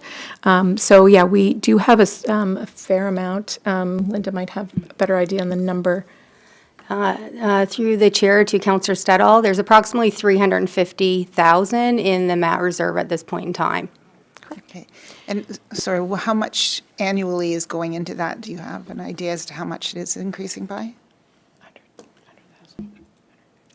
Currently, so that is split between the city and the Bay of Quinte Regional Marketing Board, and it has changed, but it's around 150, around 100 to 150, like for the city and then the Bay of Quinte Regional Marketing Board. Okay, so those numbers you're talking about, that's just the city portion? That Yes. is- okay. So in the city's portion right now, in terms of the reserve, there is around 350,000.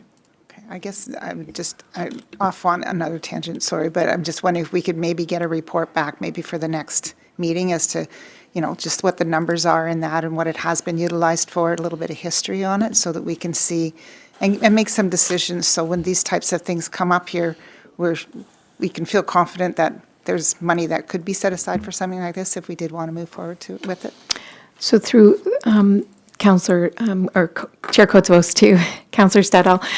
So some things we have done with it already, and we can bring a report further back to you, but we have funded the tourism development strategy through that, and identified through, things that have been identified through that process are things that we do want to be using this money for example, the CIP project, but also like a wayfinding strategy that we're going to be doing. So implementation of that wayfinding strategy will be costed out of that. So there are projects on the horizon. They may not have been totally fleshed out yet, but we do have ideas for those. So we'd be happy to bring back more information. Okay, thank you. Yep, Joanna. So is it possible to have this chair this summer? If we were to order the chair like this month, we could possibly have it by the end of June, is one quote that I was able to receive. And so is that a possibility of that happening? I believe so. Okay, great. And you're going to actually have our logo and everything on the back of the chair, or in the front of the chair, right? If that's what we're directed, yes. Yeah, okay, super. Okay, thank you. Dunk? A couple of questions. Is there any consideration of having local people build this thing? Like some guys who are very good at woodworking. Example, Trenton High School, their shop teacher is an example of somebody could make something like that. Maybe there's a liability question I'm not aware of. Have you investigated different companies that have these? Have you looked at the different spots like Campbell's and all of those that have them? And how did they go about it? Do they have them built locally? Did they purchase them? And there is a possibility of making this thing mobile. Correct? Or I think? You could have it on a trailer kind of thing. The way you move the Quinte West sign around to different things, it could be possibly something that you could take to an event like the Riverfest if it was available. Set it up for the weekend. Move it somewhere else. Just thoughts. Spitballing. Because $2,000 to $3,000 to build that? That's without anything else. That's just the construction of it. It seems like a lot of coin. The reason I raised that, at long-term care, they raised the price for a cycle for $23,000, and I just fell out of my chair, as did a number of people, because it's the county's coming after that item. Sometimes you think things get jacked up a bit. Just trying to save money. Yeah, Zach, go ahead. Thank you, Mr. Chair. I would be inclined to support this. I saw the information with the donor possibly giving up to $2,000. I know that isn't the entire cost. I guess if most of the committee wants to wait for more information, that's fine too. I would like to hopefully move on it sooner rather than later, if we're going to. I think that the Centennial Park, I think, makes a lot of sense in terms of kind of congregating. There's a concentration of kind of tourism assets already there, and I think that makes a lot of sense with the investments, with the pop-ups and the all of the work that's went in down there for that. I think to continue with the beach volleyball and other potential recreation that will be availed with that big consultant report coming to the master plan. I think that makes a lot of sense. And I think that if it is only going to be maybe an extra 1,000 or so above the donor's contribution, that it sounds like the fund, that would only be 1/3% of 350,000. So, but I think pretty small number. So if we could get it for the summer, I mean, I would move a motion. I would move that we go ahead with the purchase today and see if the committee wants to support it. If the donor is in fact going to support for 2,000 and it's only going to be maybe 0 to 1,000 out of pocket, it sounds like of that MAT tax fund. So I would move that we go ahead and purchase it and not just receive for information, just so we can get it for this summer and not kind of debate it to death, so to speak. Linda, go ahead. And then Sally, I'll let Linda speak, and then I'll go to you, Sally. Okay. Just through the chair, so if the committee would like us to pursue the idea of the chair, and the next steps would be consultation with the Accessibility Advisory Committee, so that would be the next steps before we could proceed in ordering the chair. They did have a meeting last week, so they meet every other month, but however, the communication could go out through email to that group for feedback, so we wouldn't have to wait until the next meeting. One thing I would be, do you need a motion for that, or just kind of, okay. Then I would like to make that. Floor. There's a motion on the floor already. As information. So, yeah, we'll continue with the discussion before we make a new motion. So, Sally, I'll hear your comments. Yeah, no, I would certainly second the motion when it is made, but I was going to ask, have we voted on the receipt of the report?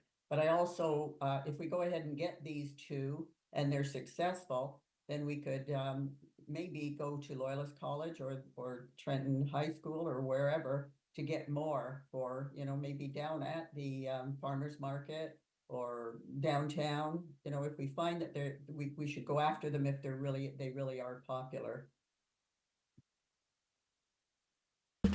Thank you.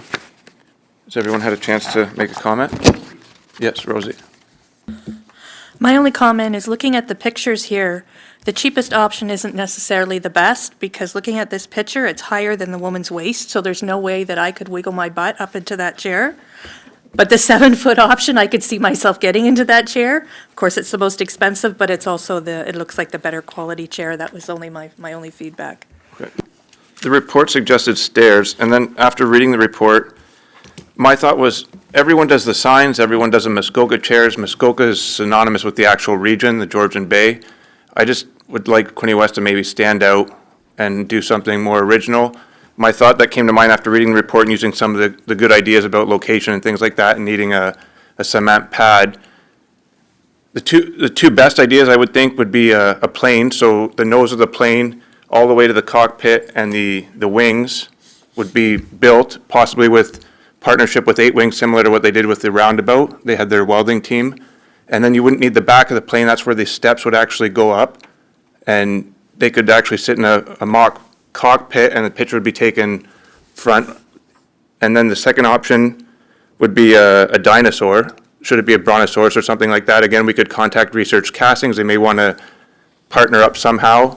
And the tail, again, would be the stairs. So the picture would be either front or side, and you wouldn't really see the stairs, and the child or adult could be on the back of the dinosaur. So those two options, just for consideration at this time, they're unique to our area. They capture what we're about more, and that we don't blend in with everyone else. Would something like that be feasible if we talk to those two partners? Through the chair, to the chair, yes, we could look at researching those ideas. Again, we don't have anything allocated like within the tourism budget or work plan for that, but we can certainly take a look and reach out and bring a report back on those ideas. That wouldn't be something obviously for this summer season, but it could be something for moving forward. Right, and I wasn't expecting this summer we'd want it done right, and again, after the consultation. So that would be the only downside. The chair may be ready for the summer, and this would be next, but looking at the broader picture and forward, there'd be more buzz around it, more conversation when people come to visit our area. First, and then I'll come to Zach this way. Thank you, thank you, Mr. Chair. Is there any anticipated increase to the accommodation fund because of the soccer tournament and the air show this year? That you're expecting sort of a windfall? I know with the air show on the base, there's a fund that comes just from air show revenue that's then used for special projects. If there was a increase because of the air show and the soccer tournament, could that increase be allocated for a plane construction or something if there were additional costs involved? I have heard that the hotels are already booked for that weekend, but it is, again, just one weekend, and we're looking at 4% of the room night, so that's a small portion in a whole big picture. Also, for the soccer tournament, we do anticipate having like referees and like officials and some of the committee members in Quinte West hotels. However, primarily the teams have all been placed in by the HST, no, not HST, by the committee that posts the hotel accommodations in Belleville hotels. Yes, Zach. Thank you, Mr. Chair, and through you to staff. I like Mike's ideas. I think that they're actually very, could be very original and great ideas potentially. Would the donor, could the donor be contacted to see if they would be willing to support an alternative project? I think that my major thoughts, not so much thinking that the Muskoka chair is a perfect fit necessarily, but obviously having a significant amount of the cost covered by a donor is a big plus for something like this. So if you're reaching out to the partners, like Research Casting, for instance, if possibility that the donor would still be interested in participating, I think that could be a great opportunity. And a second supplementary, is it possible for accessibility, would they need specific dimensions and a specific project, or could they broadly look at a whether it be a Muskoka chair or the stairs up on a concrete pad or a dinosaur, are they able to kind of look at it broadly and give recommendations, maybe without having specific dimensions, or is that not possible at all without specifics? Do you mean the accessibility committee? Yes, like could they look at, say, like a couple of Mike's ideas, for instance? Obviously, they won't be fully fleshed out for a while. With conversation with Research Casting or whomever it be. So I was just curious if the committee could look at just something for photographs on the concrete pad of, size and give recommendations on that, or if they need kind of the specific size and outline of a dinosaur or a Muskoka chair in specific. We did check with the accessibility advisor here on staff, and I believe it is mostly to be able to make sure that they can access the area around it. It's not so much that they have to get in it or be on it, but they just still need to be able to access the area. So you have to have a certain width for the for a wheelchair or a mobility aid to maneuver around the item. But I did want to backtrack a little bit and just kind of mention the context behind the Muskoka chair and the reason why it was a Muskoka chair. We were on a Trendval tour, and I was presenting the fact that we were just launching this I Heart Quinte West Muskoka chair project. So that is where the giant Muskoka chair came out. So last year we did have, if you recall, 48 Muskoka chairs placed throughout the whole municipality that were painted by members of the community. So that's the context behind the Muskoka chair and the desire to do a giant Muskoka chair. Yeah, and just one more point to add before I go this way. Another cross-promotional, should these two groups or one of the groups jump on board, there could be some sort of description plaque that says a portion of this was donated by Research Castings. Please check out the Natural History Museum, or similarly, if it was the 8-wing, portion was donated by our military base, and check out the museum there. So at least like people reading that and actually sitting in it, they're going to spend money in the actual museums as well. So they're touring Quinte West. Yeah, Shelley? Yeah, thank you. I like the idea of the two new unique ideas that Councillor Costello has come up with. I especially like the idea of the plane. I think that that would really make an earmark. I know that there's a municipality just to the west of us that has a rather large apple. That indicates that's a place to go. And I think having a uniqueness to our community is probably something where we actually, that's I believe is where we should probably be putting our money. So I know there is, trying to get something done for this summer is going to be difficult unless we do decide to go with the chair. But I would suggest that staff may want to go and investigate these other two options and come back and talk to the donor as well and find out whether or not they'd be interested in doing something that's a little bit more unique. Oh, sorry. First to Jennifer, then. Okay, through you, Mr. Chair. Just more food for thought. The reason to the Muskoka chair at the pop-ups location is movable. I don't know, for example, this seems like a little bit more permanent, the display that you might be talking about with the dinosaur and the plane. Right now, we are looking at movable locations. We do have space right now at the pop-ups, but should that decide to grow, we might need that space in the pop-ups, and we would for example, the holiday market. So that was just another point. Whether we still keep it on that pad or create a different area within the footprint for something like this, we just have to think about that. Dunk? I like the new ideas. I think Jen said that it wouldn't be ready anyway till the end of the summer. They did say probably the end of June if we were Oh, I thought quick you to said get summer. it done. Anyways, well, there's a nose for an airplane sitting on Highway 33 that you might be able to look at. Huh? I know, but I think it's a Neptune or something, possibly. Purchase it. And the guys in the shop at the Air Force Museum might be able to refurbish anything like that. But I like the idea of uniqueness because I haven't heard it called a Quinte West chair yet. It's Muskoka, so that's the other idea I like about something unique to the area. So, wow, we went all over the place. I totally agree. I like the idea as well, but we have a chair and we've gone so far. I think adding the chair, if it's going to cost $1,000 and we have $350,000, let's just go ahead with that.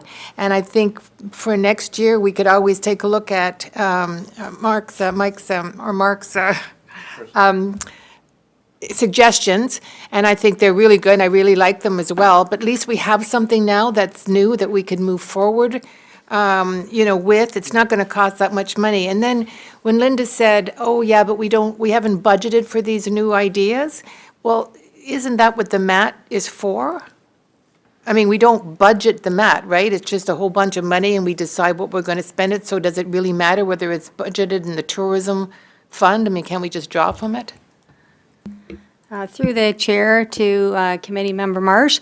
So that would be information and direction from committees and council for staff to proceed with different projects utilizing the MAP funds. So again, that would require approvals, and staff would take that direction from committee and council.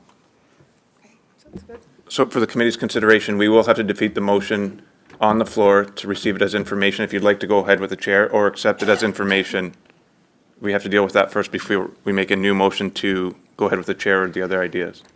Well, I would say let's move forward on the chair. No? But first, I need a show of hands for who's in favor of the current motion of receiving the report as information only. Just as information. Just as information. Not to decide to have it. Correct. Yes would be information, no would be another route. So all, You can receive it as information and still then go a add different another route. motion. okay. So what are you saying, that we're not doing anything then? Well, first we this have to what the receive it thing- as information because the motion's on the floor. And then we can make a new motion after this one's passed then. Oh, okay. So we have, all in favor? That's carried then. So if there are any new motions on the floor, I'll put the motion on the floor to examine the idea of an Air Force or idea or the dinosaur idea. I don't know what the wording would be for. in place of a chair. Place of the chair. I would second that motion. Second? So, through you, Mr. Chair, what you're asking is to research the cost, is that what you're asking? Yep. And design, or whatever. Cost and design, so you can, there's multiple places you could go, like the high school is one, but it's pretty late to get them to do something Oh, no, this year, we're but. not talking about the chair. We're talking about the airplane and the dinosaur. Okay, sorry. That's what Sorry. the motion's about. Okay, we're in the air then, okay, Yeah, in the air. that's fine. Okay, that's fine. Yeah. I'm a little behind here. Yeah. Excuse sorry. me, is there a reason why we There's a can't motion move on the ahead? floor.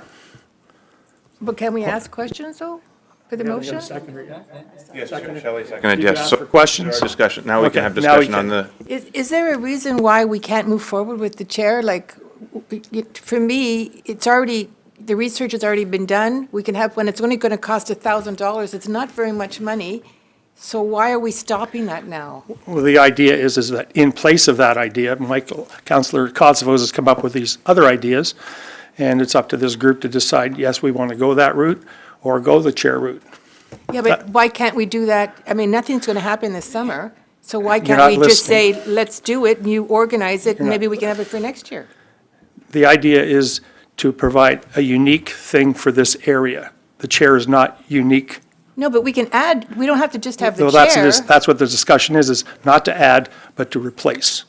And that's what, correct? yes. Sally, go ahead. I quite agree that your ideas were wonderful, but they aren't going to happen this summer. I feel that quite firmly.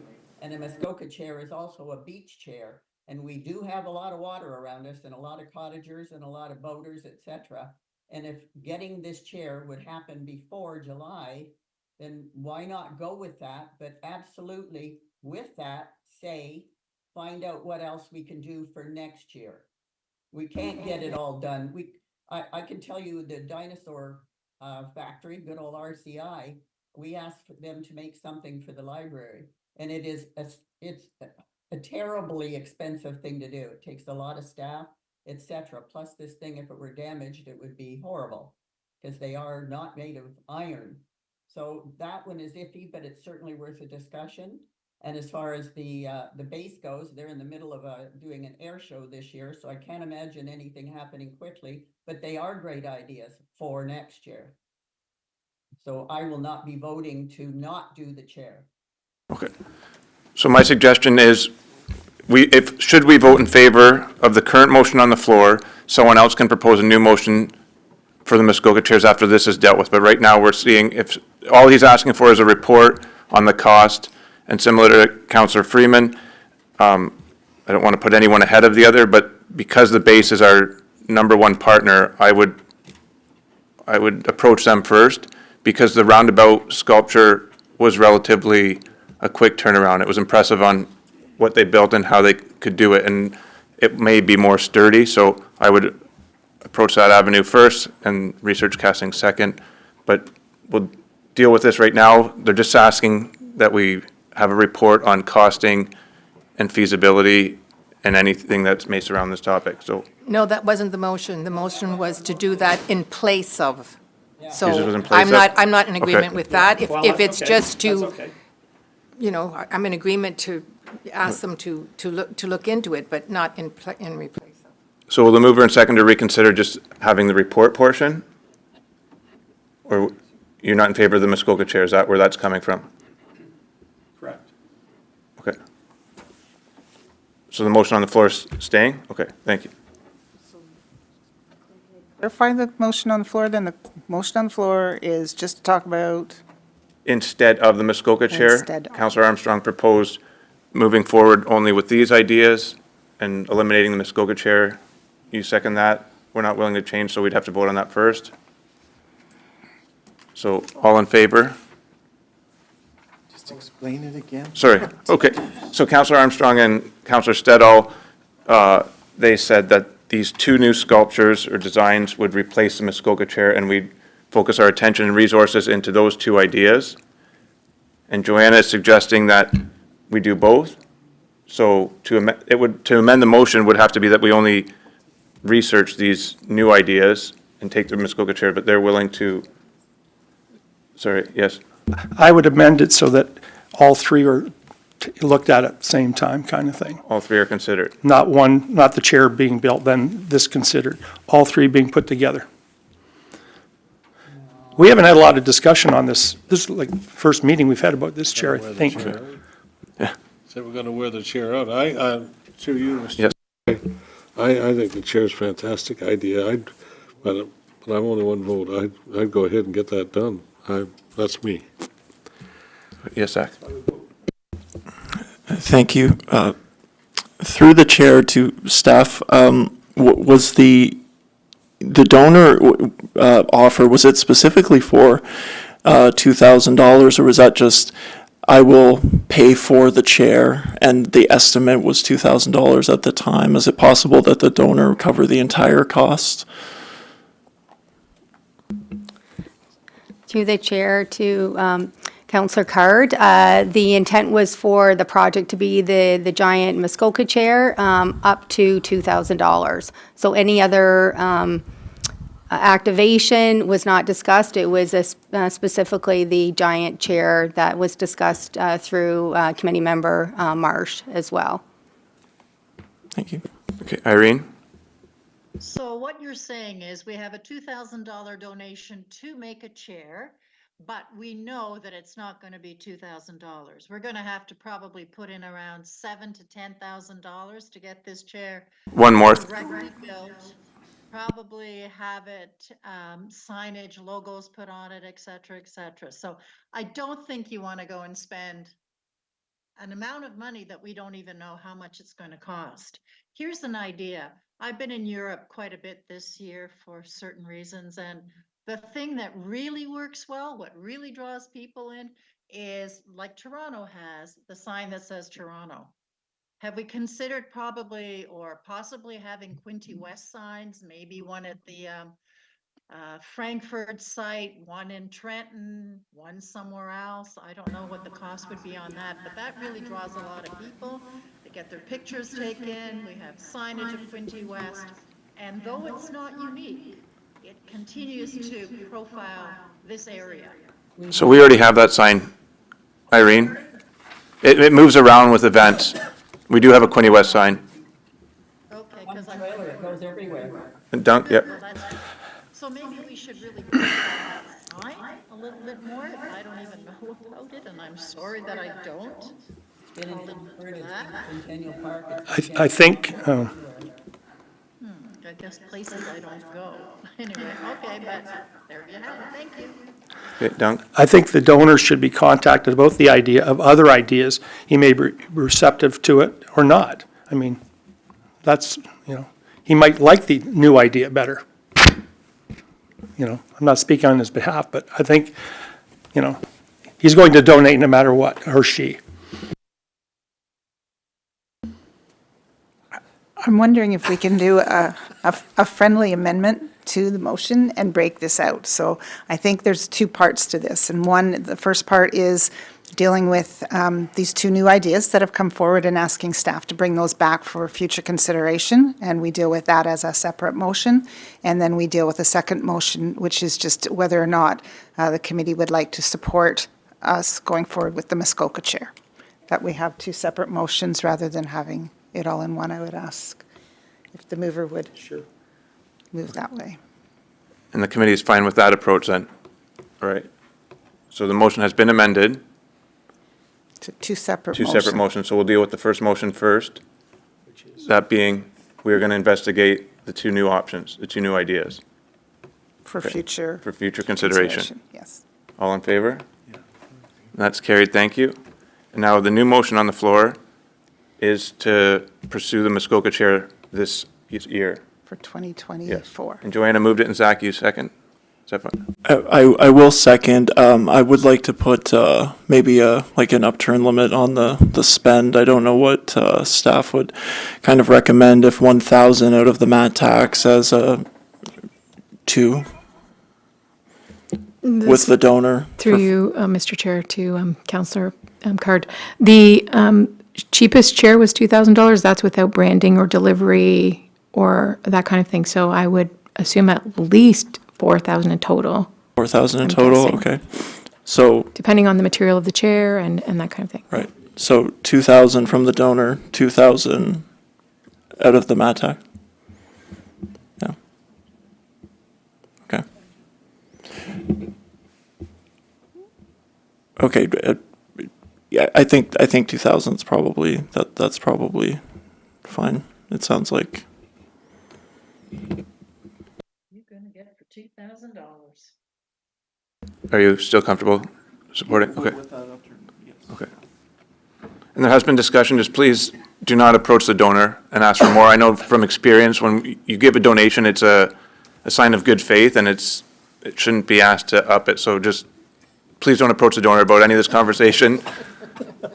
We're happy with the $2,000 amount, and it's going towards the chair should this motion pass. So all in favor of pursuing the chair idea for this summer? Yes. Okay, that is carried. Yeah.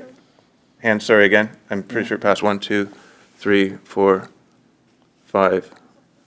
Sally's got 6. Yeah, that's carried. Thank you.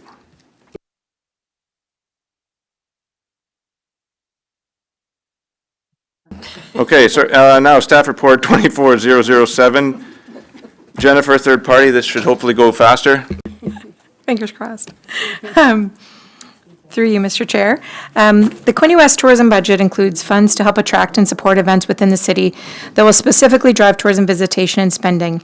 The Tourism Development Fund Subcommittee, comprised of Brent Parsons, Colleen Dupuis, and Rosie Willette, we met in April to review and discuss requests that have been received to date. The committee agreed upon supporting the following events. Actually, just as further to that, the strategic plan impact. One of the items within this, and this kind of relates to the items that we did approve, but is to work with recreational fishing influencers and advocates to develop sustainable angling opportunities, such as more angling events, improved facilities, local culinary connections, and sponsorship opportunities, amenities at the city's boat launches. So with that, we did want to approve the Quinte Cup that takes place August 24th and 25th, a grant of $10,000 plus the staging area, which is a limited gift in kind, to support the Competitive Sports Fishing League, who presents the Quinte Cup, and it takes place at Compass Court. This event is part of the Pro Bass Series and attracts high-profile anglers to the region to pre-fish for several days prior to the two-day event. This event is promoted at various shows throughout the year, and the weigh-in show is broadcast live. The CSFL provides the staging area for the Blair Smith Fishing with Kids event also, just prior to their weigh-in event. And they also generally hire 1 or 2 local people to assist with logistics over the weekend. So we felt that was a grant worth awarding. The second one was the Bait Fuel Fishing Tour. We were wanting to grant $2,000 plus the gift in kind staging area. They are located at the pop-ups area on that footprint over in the basin. The Bait Fuel Angling event takes place at the Robert Patrick Marina, as I just said, sorry. This one-day event does attract some overnight stays and provides good use for our facilities and amenities, exposes them to the angling community. The food vendors from the pop-ups have benefited from hosting their angling meeting on the Friday evening prior to the event. The third event requested $7,500 to provide lunch for approximately 200 participants for a poker run event. However, due to the inability to support the logistics based on existing commitments with other events that we are doing this summer and the anticipated minimal economic return, this event was not recommended for approval at this time.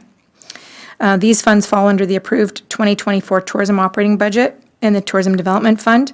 $30,000 has been allocated for these tourism grants within this budget, and approving these funds would leave $18,000 remaining for events that may come up in the future this year that we may want to work with.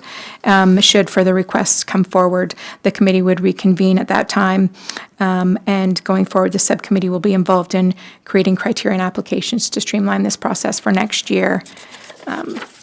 So I would like to put forth the recommendation that the Economic Development, Tourism, and Special Events Advisory Committee receive this report and recommendations of the Tourism Development Fund Grant Subcommittee. I have a mover and a seconder. Joanna and Ed, any discussion? I just wanted to ask, so there was only 3 applications when you put it out. I was quite surprised at that. And then, and 2 of them were fishing. Is that a common thread, the fishing, situation? That's what most people are, the area is known for? It is very much what this area is noted for. We do have an excellent fishery, and there are a lot of tournaments that do come through here. It's important to protect the fisheries and attract a really high-profile and responsible fishing groups that come through. So where did you send the request for proposals out? Like, how do you send that out? So typically, we have not broadcast this opportunity to people. That's what the application process will produce eventually. Originally, this just came, we had people that had expressed interest in needing financial support for events like these, ones that created a heads and beds and bums and seats kind of thing, if you will. So that was where the Tourism Development Fund grew from. So it hasn't, since COVID, been developed enough to produce it outwardly kind of as an opportunity for events to come and bid on things and attract them here. So if you don't spend it all this year, can you bring it over until next year? So one thing we did last year is we used some of that money that was left over. We actually supported last year these 2 fishing events, as well as the Great Waterfront Trail Adventure overnight stay, and we also helped the Ontario Baseball Association and sponsored their event. And the rest of the money that we used for was used for our holiday market that we produced as a new event last year. So this $30,000 for operations for tourism, this is over and above the MAT, the $350,000 that we have sitting there. Correct. And I guess, Shelley said that she wants a list of the, that, and I thought it was a very good idea, because I'm not, the MAT, I'm not sure, $350,000 is a lot of money sitting there not being used, so, I think that's something we need to delve into, but anyway, that's good, thank you. Yeah, Zach? Thank you, Mr. Chair. And through you to staff, that $350,000 reserve, correct me if I'm wrong, but is some of the discussion around the CIP program that at least part of that or perhaps in its entirety could be funded out of that, and that could end up being a fairly significant program, almost tailored. We could make it as large or as narrow as we want based on the funding that we have. So is it maybe not an oversimplification to say we can spend it in the CIP if we want to, every cent? Is that fair? Yeah, okay. And that report will come back in by June, I think. Is that what was asked earlier, the CIP program? Through the chair to Councillor Card, it will be by August 1st when the project will be completed.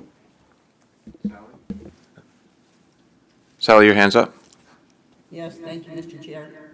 When we were doing a conference a few years back in Niagara Falls, one of the things they used their MAT tax for was beautification of the city, of the areas that tourists are likely to be, to make sure it looked its best with gardens, new trees, new this, new that, whatever the case may be. So CIP is sort of for buildings, isn't it, rather than for beautifying the area?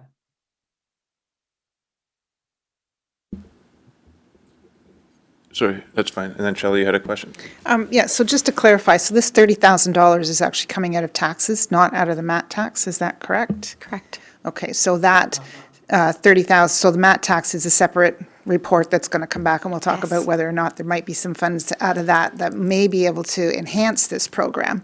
And just to clarify as well, you are bringing back to this committee potentially a process that you're going to do for grant applications and how you're going to advertise and make applications and deadlines and things like that? Correct. Our committee is going to be meeting in July to kind of put that process in place So for 2024. A subcommittee, sorry. Oh. Our subcommittee will be meeting in July to put that program in place for the 2025 year, a request for grants. So there'll be a deadline potentially in January 2025, but for the 2025 year, and then this committee will meet to talk about those types of things? Correct. And that's a separate, because we have a pretty robust application process for other city grants that are discussed at council and that, but this is going to be separate and just specifically for these tourism. For tourism, yes. Okay. I just wanted to clarify. Thank you. Thank you. Yes, Colleen? Thank you, Mr. Chair. Having sat at national tourism tables for a number of years, a lot of the accommodation kind of taxes are used for beautification or specific tourism marketing initiatives, is what a lot of jurisdictions use them for. Thank you. So the motion on the floor is to form the subcommittee at this point, correct, for the grants? That's your recommendation? That we accept these three, or, well, the two, The two, yes. not the third. We have 18,000 remaining. And Correct. that's what you'd like us to vote on right now? Yes, yes. Thank you. All in favor? That's carried. Thank you. So can we put a motion on the floor that we do ask staff to come back with a report on what the program will look like? You can if you'd like to, yeah? Yeah, and that maybe also that this $18,000 unspent, correct? That would be rolled over, because council will have to vote on that $18,000 remains in a reserve for use next year, the unspent money. Am I missing something? Sorry. Yes, Jacqueline? Thank you, through you, Mr. Chair. Just to clarify, the program does remain open, and we have had instances in the past where we have requests that have come in later in the year. So we do kind of maintain the remainder of the funding in the event that there are requests that come forward for an event later in the season. It's not, we haven't implemented it at this stage where there is a hard deadline and we don't entertain anything past that. It does remain open to the end of the year, but certainly we can keep the committee apprised if there are funds still remaining later in the year. Sorry, so the motion on the floor is just that staff bring back a report on the process for next year's grant application for the tourism. I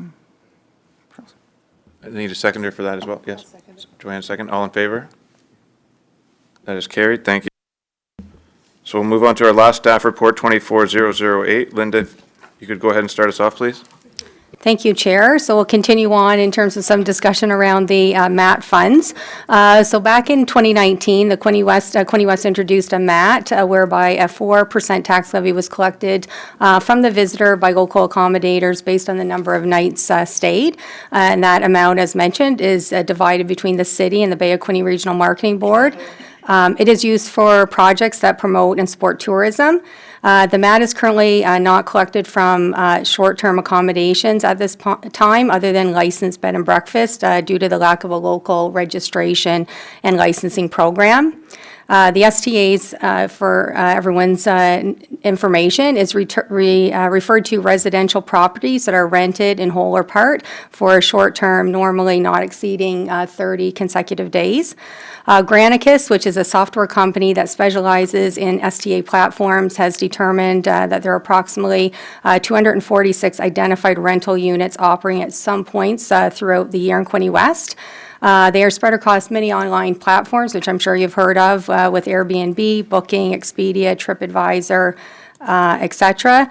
Granicus can provide an address identification technology that makes it possible to monitor the STA market and find addresses and owners of all identifiable STAs. Staff feels that assistance in this area would be an important step in gathering valuable data to make decisions on how to proceed with the STA licensing. This would set the stage for the collection of MAT revenue from STA operators in the future. Many municipalities are implementing regulations and licensing programs to support STAs, and this provides a formal presence for them within the tourism industry, but it also assists in regulating elements such as instances of conflict and impacts on residential neighborhoods. So collecting MAT from STAs would increase the MAT revenues and provide a level playing field for all accommodation providers.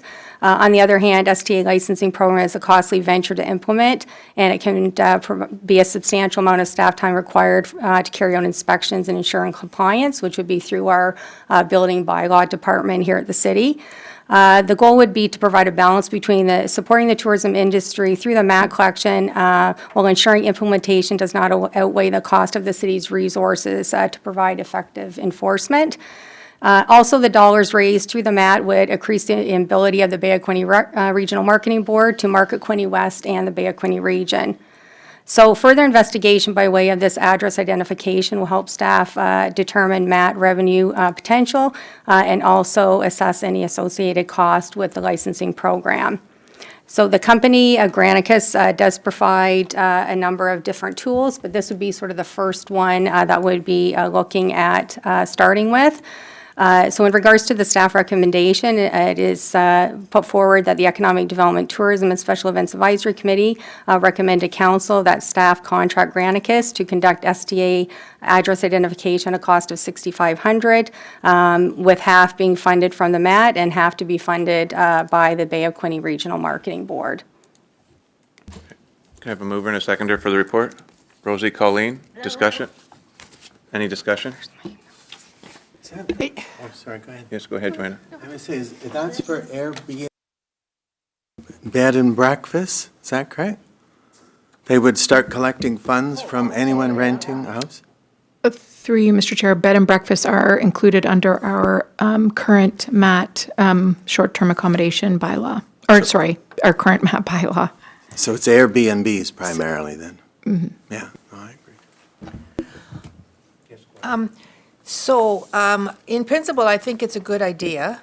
My concern is we've got $350,000 sitting in MAT and we haven't spent it or haven't had a plan to spend it. So why are we looking for more money? One.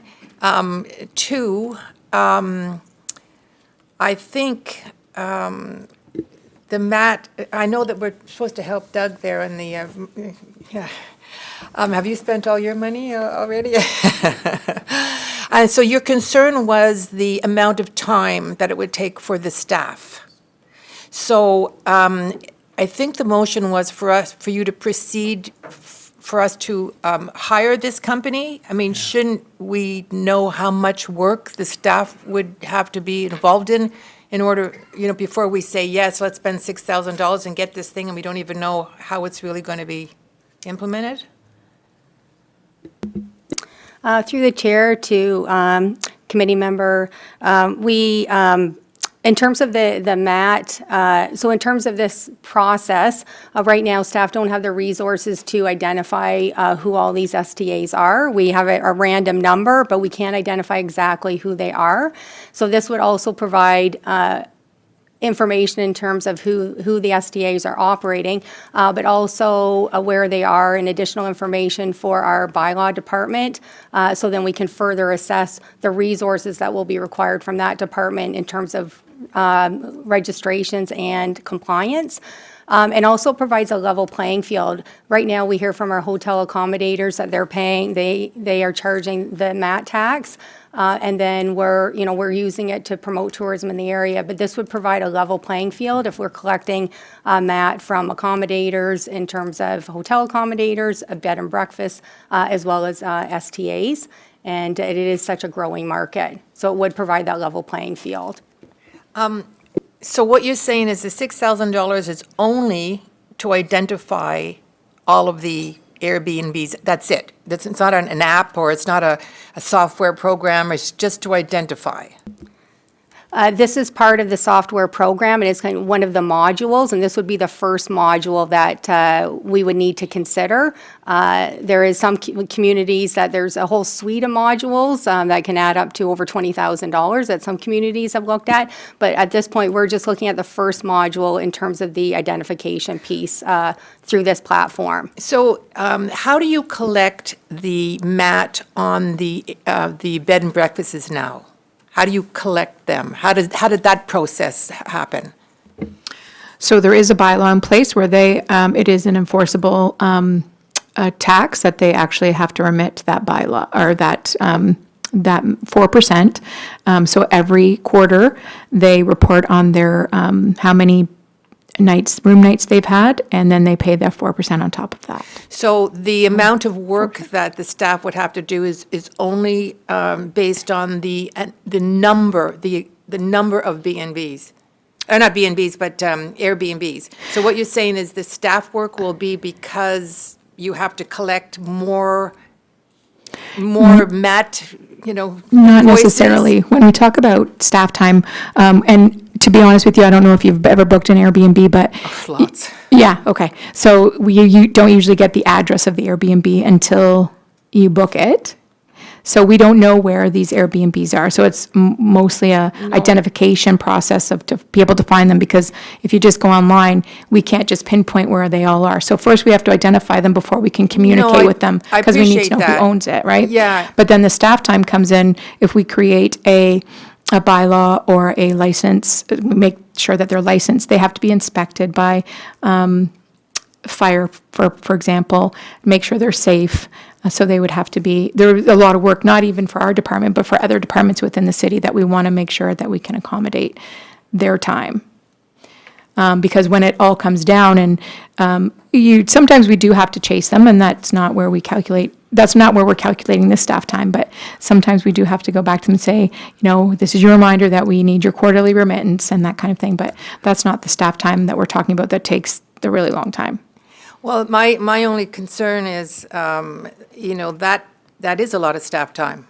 That would have to happen. Is it worth spending that $6,000 to identify them if we still have $350,000 sitting in our tourist account, that we don't have a plan on how to spend that money?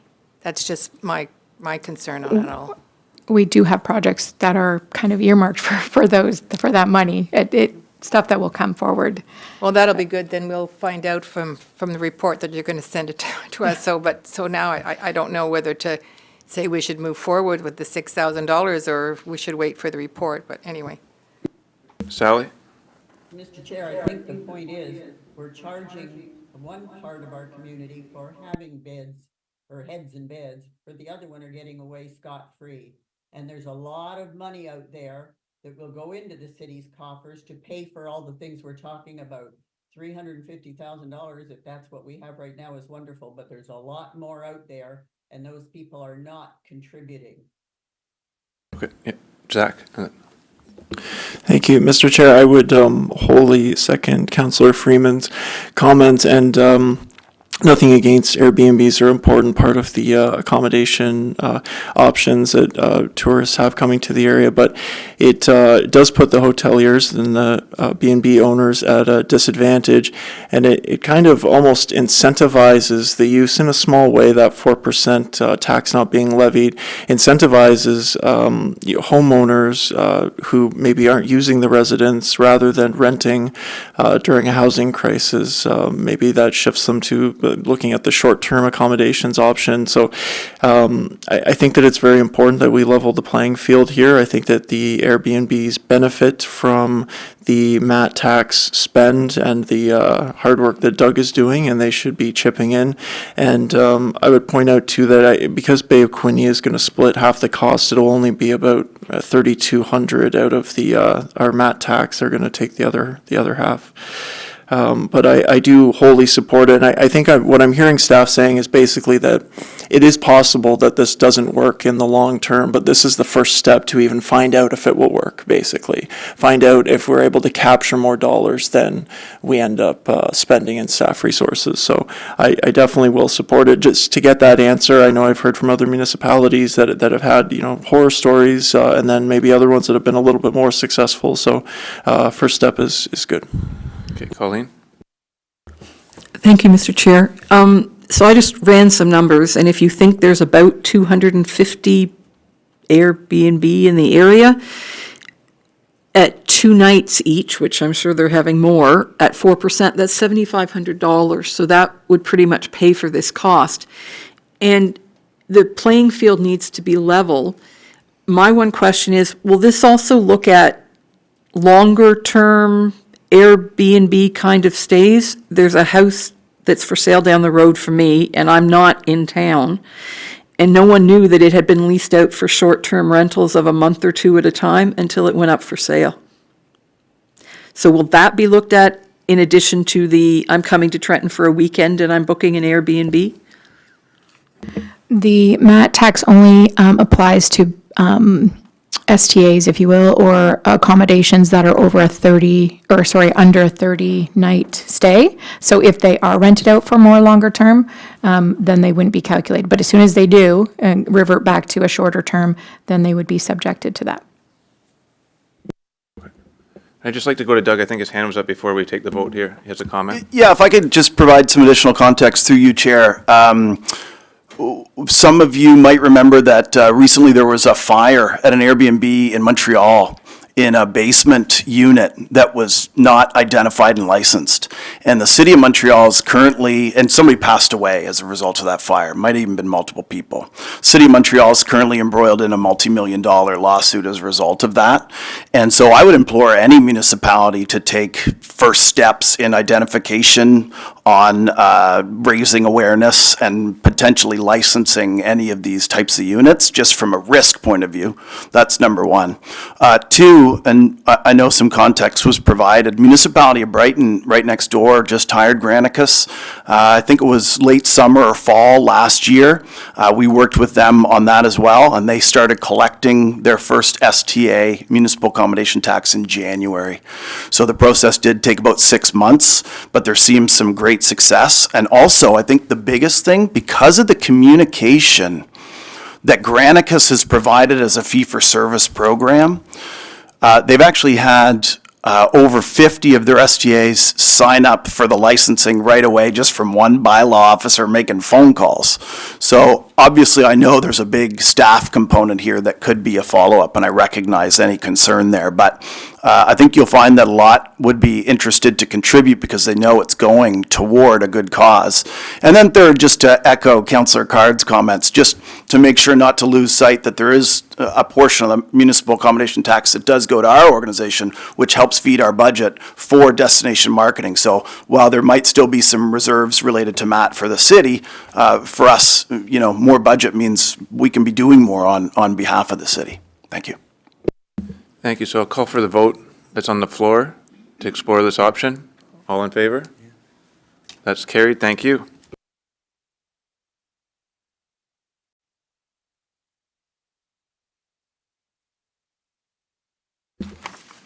So I'll go along the resource updates. Chris, I'll start with you. Thank you, Mr. Chair. I'll try to go quick, but I do have a few updates to share with the board from Quinte Economic Development. We are an air show sponsor, so we're looking forward to that, and we're glad to support that. We're going to try to bring in some potential investors that are looking at this region to come to the air show and give them some hospitality for a day or two. So we're taking advantage of that. On May 15th, we got a great event coming up with Skills Ontario. There's a skills trades and technology truck that they're bringing in, and we're bringing it to Quinte West, and it allows high school students to try out different skilled trades in this truck that's all outfitted with virtual welding, try some electronics, change a tire, all sorts of great skilled trades that they can experience, hands-on experiential learning within the truck. And then we're going to be touring 3 local industries: Kruger, which is one of our manufacturers, and look at some of the technology they have in place with robotics and some autonomous vehicles running around the plant. We're going to go to FDF Race Shop, which makes drifting car components. We're going to see some of the cool stuff they manufacture. There's going to be a race car there. And of course, we're going to research castings. They're all right around that area, around Dufferin and where the skill truck is going to be. We're expecting about 100 students to come out and experience the truck, and it should be a great day. So the goal is to let students experience skilled trades and make some choices in terms of where they want to take their careers in the future, and just by exposing them to some of the trades and the technology in the trucks.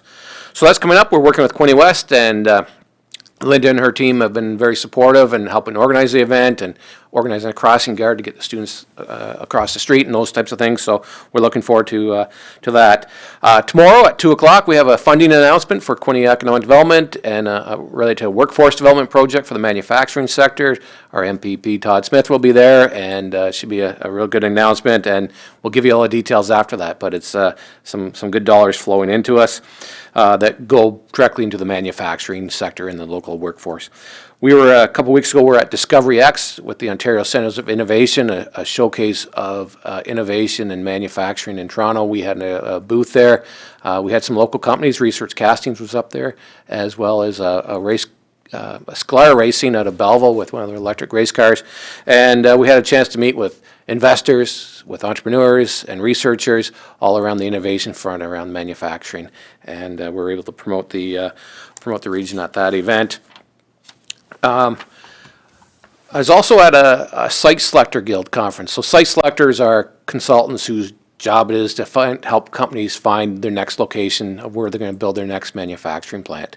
And it's these site selectors get together, and the common theme that we heard throughout the site selection community was lack of industrial land, shovel-ready, investment-ready industrial land. And not just, this was North America wide. So our colleagues across, the states and elsewhere were all talking about the same issue. We're out of land, we need more.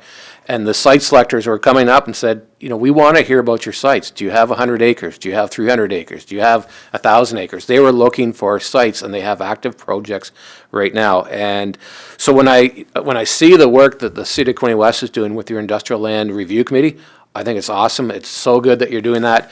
I think you're going to position yourselves for future investment. There's opportunities out there right now. There's going to be opportunities in the future, but you have to have that shovel-ready land. And the work the City of Quinte West, Linda and her team, and that committee is fantastic. So I really applaud the city for the good work they're doing there.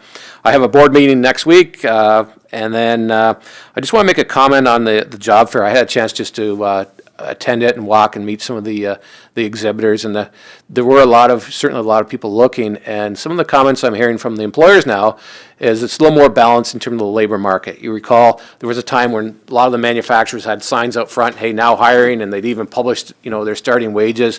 I've talked to manufacturers who would say, first time in a long time, I'm fully staffed. I have everyone I need, or I have lots of resumes, or I'm getting unsolicited resumes for the first time in years. So I think there's a lot more people becoming more engaged in the labor market. So people that were maybe part-time are thinking going full-time, maybe some of the full-time jobs thinking of picking up a part-time job.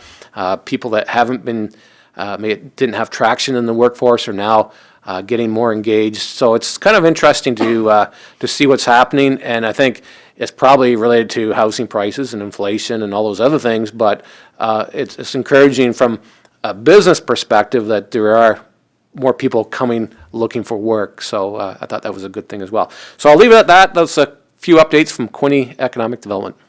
Thank you, Mr. Chair. Thank you. Doug? This has an addendum from Suzanne. Thanks, Doug. I forgot about that.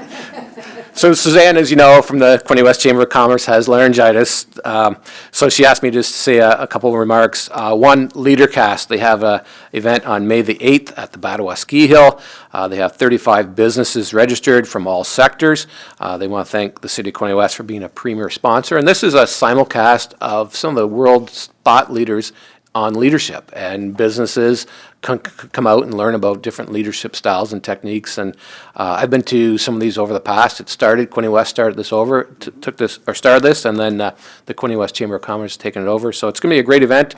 I know we're going to have a couple people there, and congratulations to the Quinte West Chamber of Commerce for putting it on. How's that for a Suzanne Andrews impression, Mr. Chairman? Good freestyle, Dan. The last part was not reading. Those were his freestyle comments. Just quickly, I'm conscious of the time. I was here a few weeks back to present to council. Thanks for having me. But I thought I'd just share a couple of metric highlights with the committee. We've talked a lot about municipal accommodation tax today. And what we do with part of our municipal accommodation tax, because we're fortunate to receive some, is we try and inject it back into the community.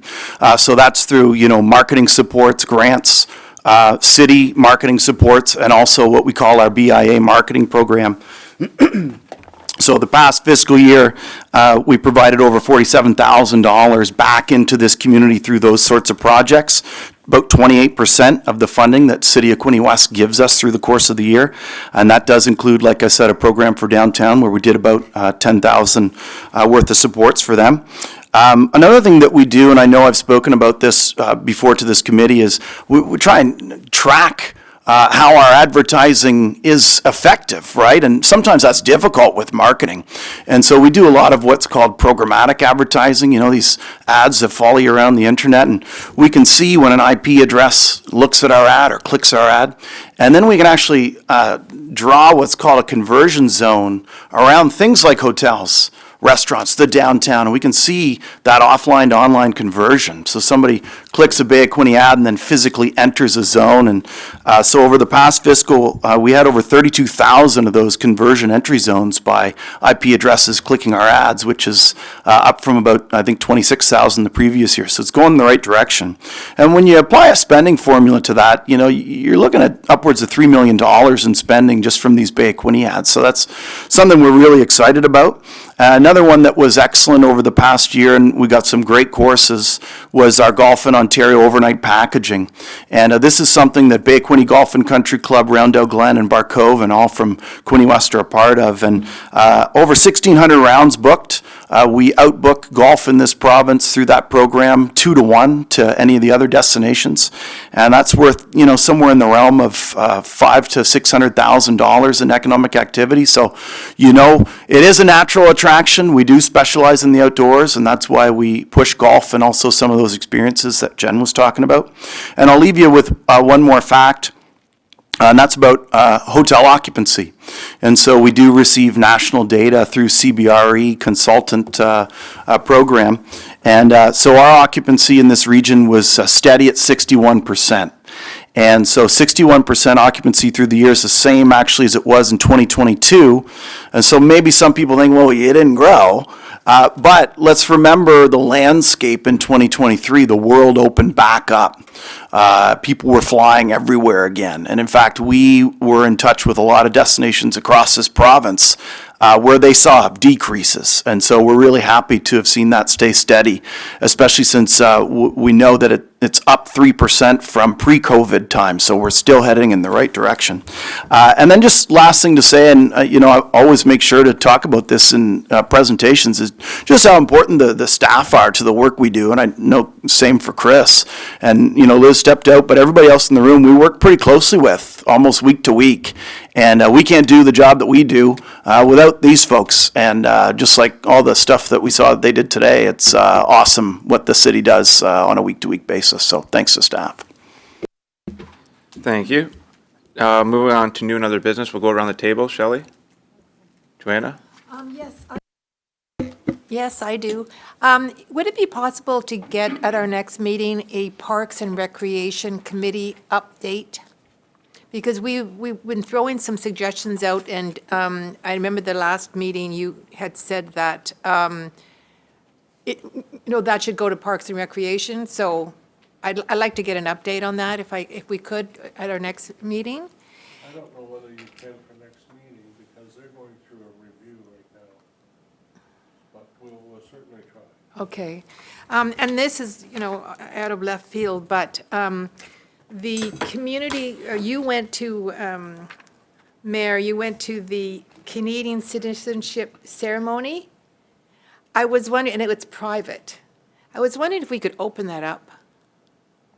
Because I think that would be such an interesting thing to go and see. Yeah, and it's you don't always get invited, like, what I mean? Like, I like to go too because it's interesting to see how many, but I don't always get invited. I don't know. You don't always get, then my chances are out the door then. Well, if I get a chance to go, I'll take you with me, don't worry. Okay. But, no, I'm like you, yeah. I love it.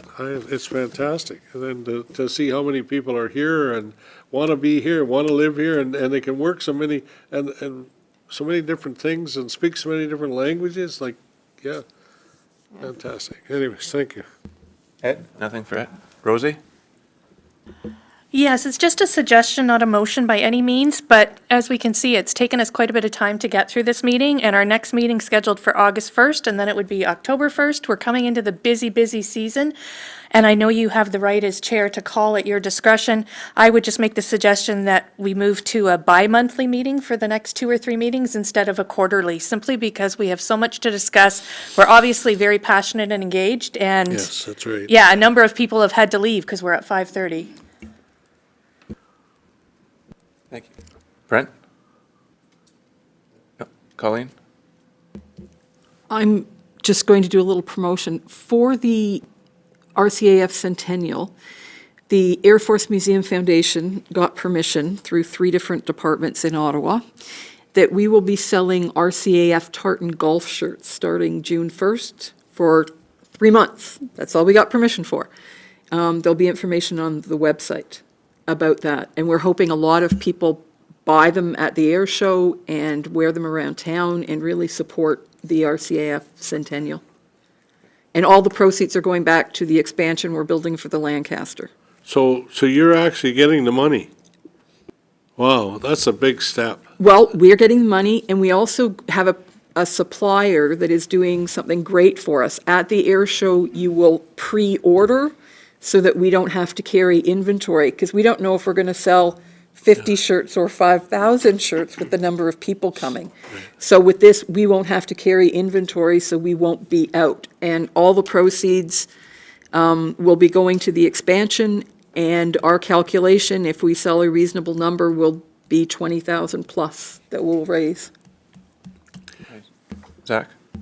Thank you, Mr. Chair. I know everyone wants to get out of here, so very quickly here. Lisa from the DBIA sent her regrets. She's setting up for the Walleye Derby. I had a quick question for Chris. You're mentioning manufacturers at full employment. Is that more so that demand has dropped to the point where that lower employment threshold has met with lower demand, or more people are coming out for jobs and getting hired? I think it's more people coming out for jobs, and obviously there were quite a few manufacturers at the job fair, so they were still recruiting. You know, they might be growing, but the number of resumes they have to go through, and then some manufacturers reported that they are fully staffed. So I think it's a combination of, yeah, there's more people getting into the labor market, from my opinion.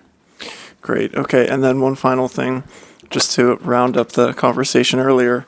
A plane or dinosaur put on the Muskoka chair as the graphic. No. And I spoke, and I didn't see Director Grimman there. I'm sorry, she should talk for herself. I'm sure she can. Sorry about that. I didn't see you. That doesn't mean anyways, I got a couple of things I want to mention. Rosie, said she was in and presented her resumes and so on and so forth. Well, that's great. I hope something works. I do. Anyways, I have 2 grandsons. One is qualified Red Seal Hydro 1 lineman, and the second one is in the course. But the first thing they had to do, and this is right off the street, they had to climb a 40-foot pole with spurs. With spurs, 40-foot pole with spurs. I'm out. And then on top of that, they throw things at them and they're supposed to catch them. Yeah. And anyways, they both have passed. And the youngest one, Charlie, he's an interesting character. They're all interesting. But he was always the smallest of the family. So he gets into this course. What's he decide to do? Well, I've got to be able to climb that pole. I've got to be able to have, strength and so on. So he starts at the Y and he works out. And he's serious about this. He's really serious. His brother asked him how much he could bench press. Charlie says, I can bench press 250 pounds plus my brother. That's what you call confidence, That's and which is great, because it does take a lot. And Rosie, I hope resumes everything is different. The challenge in how you get started, how you get to where you want to be, it's a street that's a challenge for all of us. And I wish you well. Fishing Derby is this coming Saturday. We usually start at 6 a.m. and I welcome any of you if you want to come out. I usually get in the lead boat and we go out with them. And I'm pro Quinte West, and I asked them where they want to eat. Where are you going to eat today? Tomasso's. I can say that, can I, without getting in trouble? Okay. I can't. But You can, I can, yeah. But it's interesting, because some of them are here right now. Yes, they are, and they'll be over there tonight, so, which is great. And they come here with a cheap boat, like the $150,000 boat, plus a $150,000 motor, plus a $100,000 truck. And they buy fuel and food, and when they go out fishing, they take a lunch with them, and they take water, and they eat the sandwich, and they never stop throwing that line in. Even though they're eating a sandwich, they just work, that's the way they are. And I like to fish, but I don't catch any fish, so, but it's interesting to see them and what they do. Skills Ontario, yes, that is a great spot, and yeah, it's part of what we do and how we can do it and keep doing. And as again, Saturday is the fishing derby, 6 o'clock, and I'll be glad to get you out there. So lack of industrial land, we're working on that, but it is a difficult task, because you go to Toronto and you see all kinds of land, beautiful land, all ready for development, but it's agricultural. That's what it is. It's the best land in this province is right there, and you're driving by it and they're going to build houses on it. We have the same problem here. Hamilton Road, drive through Hamilton Road. That's where we have to get our industrial land somehow, some way. But we don't have water and sewer out there, and it's prime agricultural land. So that's what you're barking up, is that tree. And so that's why we're over here in off 33 Highway and up into that area behind Kruger's, so that's, and again, it's part of Hannah Park, but it's also, there's some land there, but it's not massive like it is in other parts. So, Via Rail announced yesterday, fantastic announcement, yes. They were reinstating the train, which was called 651, from Toronto to Ottawa, Ottawa to Toronto, whatever way you want to go. But they left us out. No stop in Quinte West. No stop in Quinte West. We've had to stop, I don't know, it must be 5 years ago. We lobbied to get the stop. We got it. And now again it comes and they take it away from us.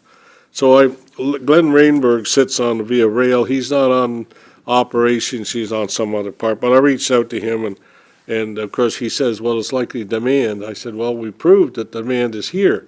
We already proved that. So you got to get over that, Glenn. But I've got Eric Hamelees. He's helped me in the last one.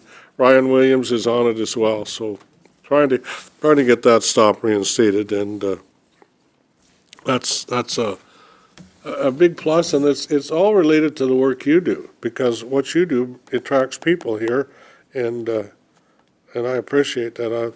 And as already been said, a lot of stuff goes on every day.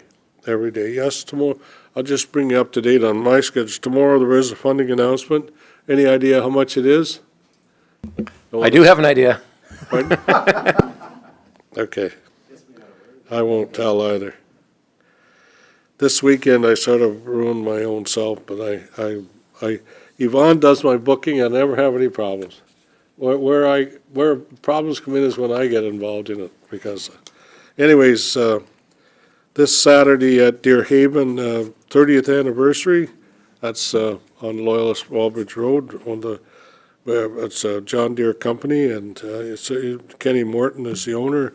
He's worked hard to build his business up over the last 30 years to what it is, and it's great equipment. It's not cheap. I don't know what is cheap. Tell me what is. If there is something, I'll buy it, but I don't know what it is. And in everything, you get what you pay for. Seedling giveaway this weekend as well. That's I've got a list. There's all kinds of different seedlings that they're giving away. Small, most of them are small, but they came from Mark Cullen, through Mark Cullen, and Mark has worked with us for years. And when he knows that there's some extra trees possible, he gives me a ring and says, "How much will you take?" And I think we got back and said we'd take 100, and I think he sent us 200. But they won't last long. They will not. That sounds like a lot, but it isn't much, and it won't last long. So, but listen, it's 200 more than we had, so we'll get them out there. Woodland Heights model home grand opening this Saturday, which is out on Telephone Road, just east of Trenton Cold Storage, big building, but west of Hillier Road, and that's the property that they're building on the north side. You may have seen in the last month or so, we took a water line from number 2 Highway all the way up Willow Road and across the south end of Tremere Lake and over to Telephone Road and up Hillier Road. And that was done because the water supply, we put out water and sewer back in maybe 2003, 2005 for the development on Telephone Road. And we put out a line and a capacity based on, at that time, the provincial, I guess, possibility of the concentration of houses per hectare per lot, which was, say 10. And I'm just, don't quote me on the number. But anyways, it's increased to over 20. So let's say they can build, instead of 10 houses, 20 on, so you need larger capacity in terms of water and sewer. So that's why that line was taken out there. Angelo Puglisi is the developer, and he's paying for a large part of that line, plus our development charges. If the province gives the development charges to us, they will apply them to that. So. Your Worship? Yeah. Just on that note about models, so you'll have to excuse me, I have to go and see a few models right now. There's a fashion show going on in Badwa, which is raising some money for our hospital and for 3 Oaks, so. Can we crowd anything more? That's what I was thinking when I was going through this meeting. You talked about all the things that are going on. Is there anything more you could get in? I don't know how you do it, if you can, tell me, because it just isn't possible. I think I'm up to date, but Walleye is Saturday. Something else on too. I was supposed to be at. Was that the fundraiser for the youth center in Frankfurt? Is that on too? That's this week. I think so. But anyway, other than that, we got a weekend off. Okay, I think that's everything for me. Via rail, that's a real disappointment because, we lobbied to get it. We've had it. They took the train off the tracks because of COVID, and they bring it back and cut our stop. Of all the stops, the only one they cut out is ours. Coburg and Port Hope both stop, and I can't imagine that their ridership is any greater than ours. But anyways, we got people that are working on it to try to convince them to get it back. Thank you very much, ladies and gentlemen. It's time for supper or sleep. Which comes first, I guess. Thank you, everyone, for attending. Nothing from me. 2 for adjournment, and we're good.